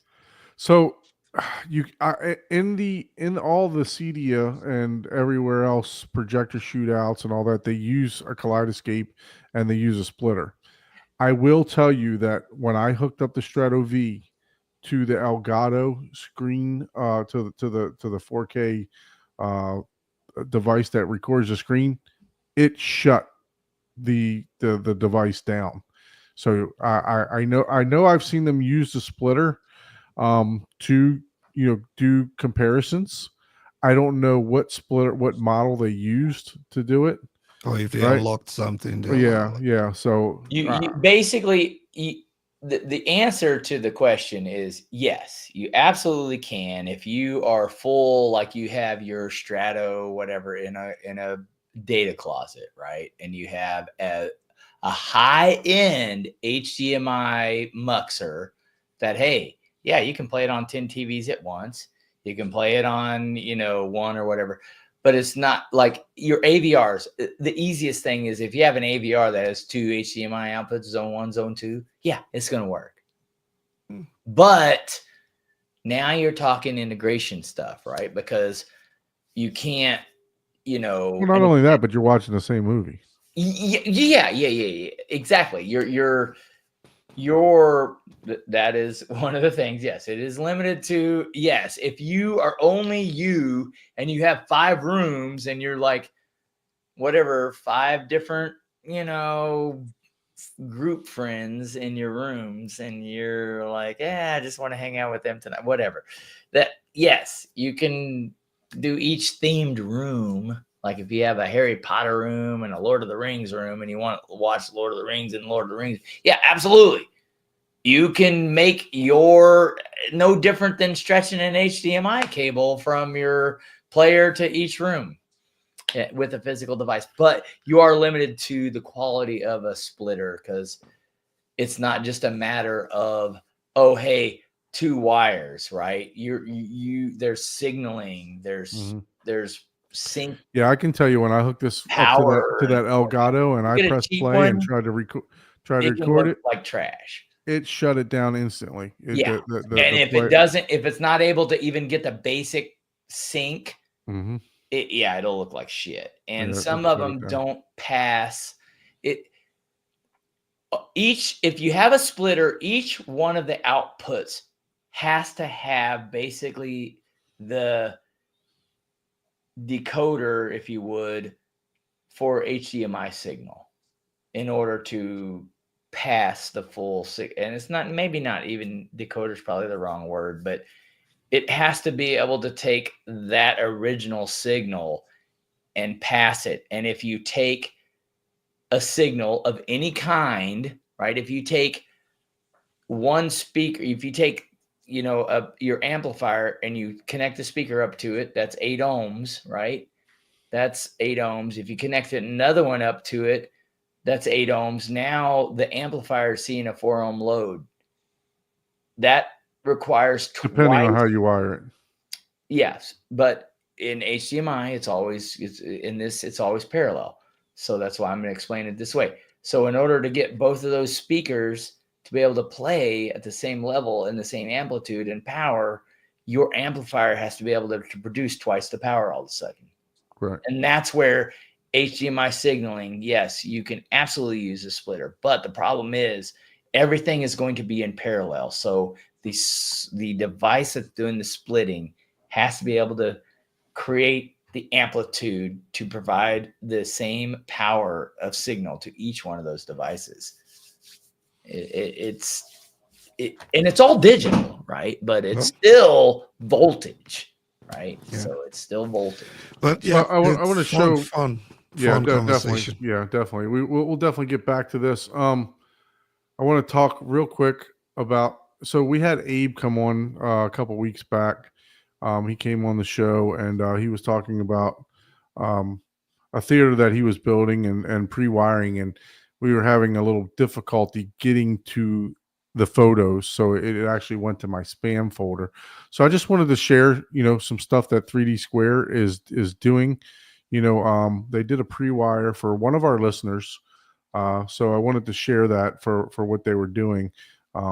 He was talking about how he had to dig out all of the what is spray foam insulation.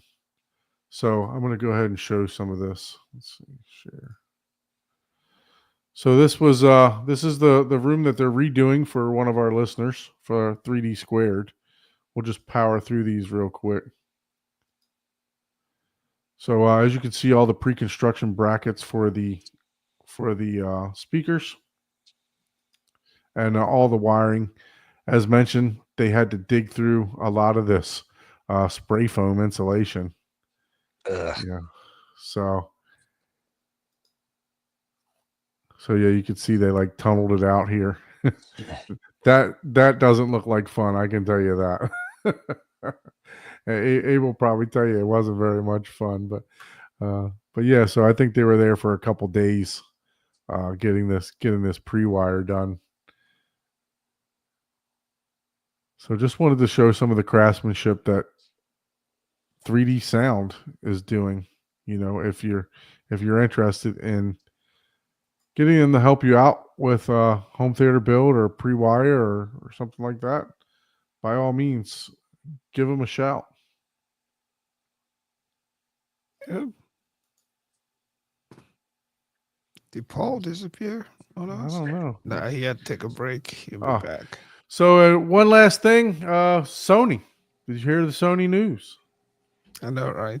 Finally made it to Sony. Sony's news, man. I mean, they got some TVs staying. They got some TVs new TVs coming.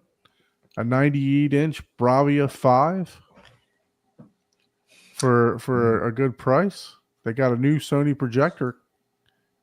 Did you see the new Sony projector, Ike? I haven't I seen have it not yet. seen the new Sony projector. I was waiting for you to share it. When you talked about it, I'm like, oh, okay. So the Bravia 7.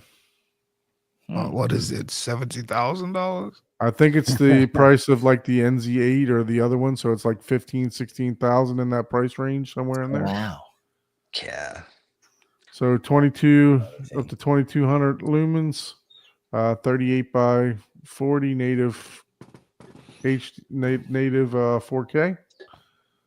It's got the XR processor, which we all love about Sony is that XR processor. Mm-hmm. I have a Sony TV. I really like the Sony TV. I used to have Sony. Like that's all I ever. It's expensive though. Yeah. But you know, I did like it. And So- if you buy multiple Sony products, they add some crazy features that you don't even know that you wanted or needed. and you can live without them, but you know, when you got them, you're just like, oh, this is cool. Yeah. So is this brand new at this price point, or is this a refresh of an existing model? So there was a Just like they Bravia, have there the was a 900. Bravia 9, and now this is I guess, a lower model with some of the trickle down technology.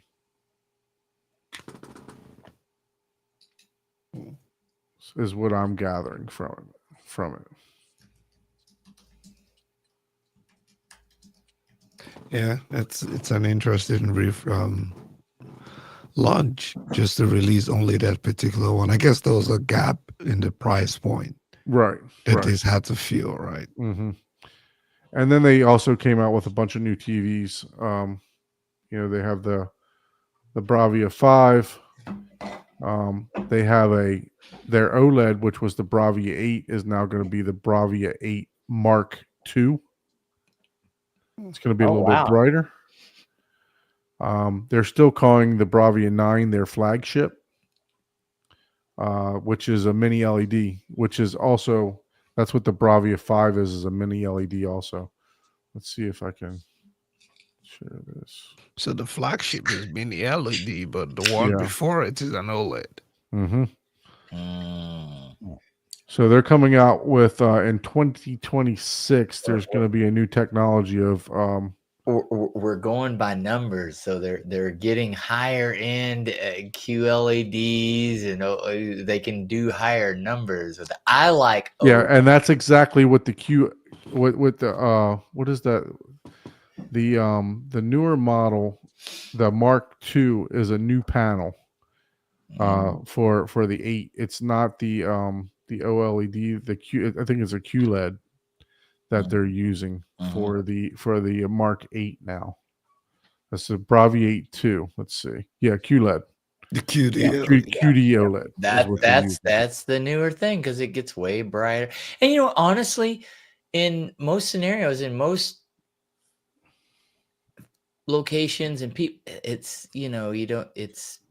it's amazing because for me, right. I need the brightness because I have windows Yep. right along the side, so I definitely need the brightness. Yep.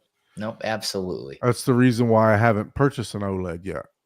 Yeah, and I like mine. It's only like 350 nits, but man, the infinite contrast is just The contrast to me just it looks amazing. the contrast just takes over whatever I don't. Yep, exactly. It's like I don't need to see that. Like, oh my god, like there is no wall, there's no screen, there's no nothing. You literally just have the image. But yeah, Look, I have my lowly LG C1. That's what sitting here. Miguel bought. He bought a QLED.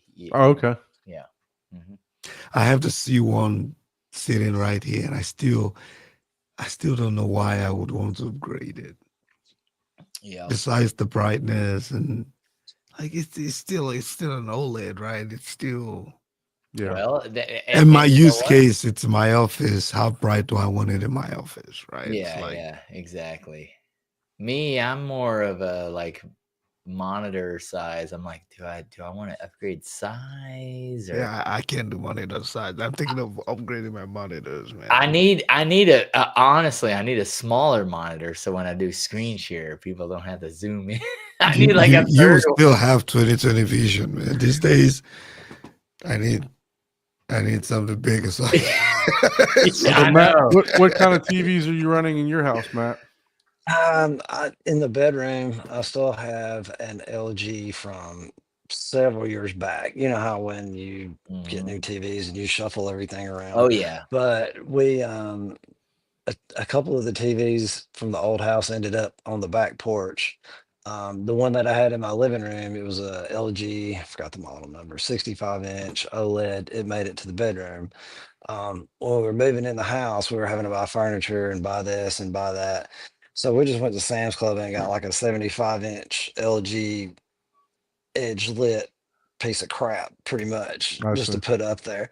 So we will be TV shopping and pretty soon. So I will be in the market of something, like you guys said, that would be extra bright because the living room, it's windows on both sides. Oh, yeah. And my wife, if me and my wife are watching TV on Sunday morning, it's impossible. Like she hates it. She can't see the TV. Yeah. I mean, she gripes about it. Yeah, you might want to look at that the Bravia 9. That's that mini LED. That's pretty much brighter. Because I mean, in there, I'm not really worried about black levels so much. No. I just need a bright TV. I just need TV. Yeah. So I will be shopping, probably around Black Friday. We may look and see if there's some good deals, something like that. So it does. Yeah, depending on the size, there should be good deals out there. Right. So we can probably hold out till then. So I had a nice little boost in subscribers between the last week and this week. So definitely appreciate everyone that subscribed to the channel. I'm on my journey to 1,000. Ike's on his journey to 2,000. So if you guys aren't, I'm on my journey to 2. Brews and Views is not established yet. Yeah, but, one day I will do it. I just know once I start something, I have like the OCD and it's like, man, I don't want to carve out that time because I know I'll be like, I gotta do this, I gotta do this, I gotta do this, I gotta do this. So looking at the analytics, there are a bunch of you that watch the the show but aren't subscribed. Hit that little button. It doesn't cost you nothing. Just hit that subscribe button. Hit the unlike button. I'm curious. I wonder if I started my whole channel on no, don't ever hit like. Hit the unlike button. And I wonder if unlike me and see how much the algorithm picks me up. It's the most unliked channel. And then they would be like, well, we don't know because everybody unlikes it, but there's so many people that unlike it. So what do? We got to advertise on this. So, and then also, if you'd like to be a guest on the show, like Matt was today, Matt, again, thank you so much. Please shoot us an email at hometheaterhublive@gmail.com, not the, but hometheaterhublive@gmail.com. And, without, talking about Kaleidoscape any days, if you'd like to be, if you'd like some more information on the Kaleidoscape M or any Kaleidoscape system, please shoot me an email. Safe word is Plex. To horizontheater2020@gmail.com. Be more than happy to sit down and talk to you about a system. But yeah, so thank you everyone for joining this evening. Really appreciate it. Matt, really thank you again so much for joining us. You have the link. You're more than welcome anytime to come back in, pop in whenever you want. So to everyone that tuned in, thank you so much. Matt, if you'd like to stay on just for one more second, we will really appreciate it. But yeah, man. Have a good night, everyone. Thank you. Cheers, everyone. Had a great one. For the extended version tonight.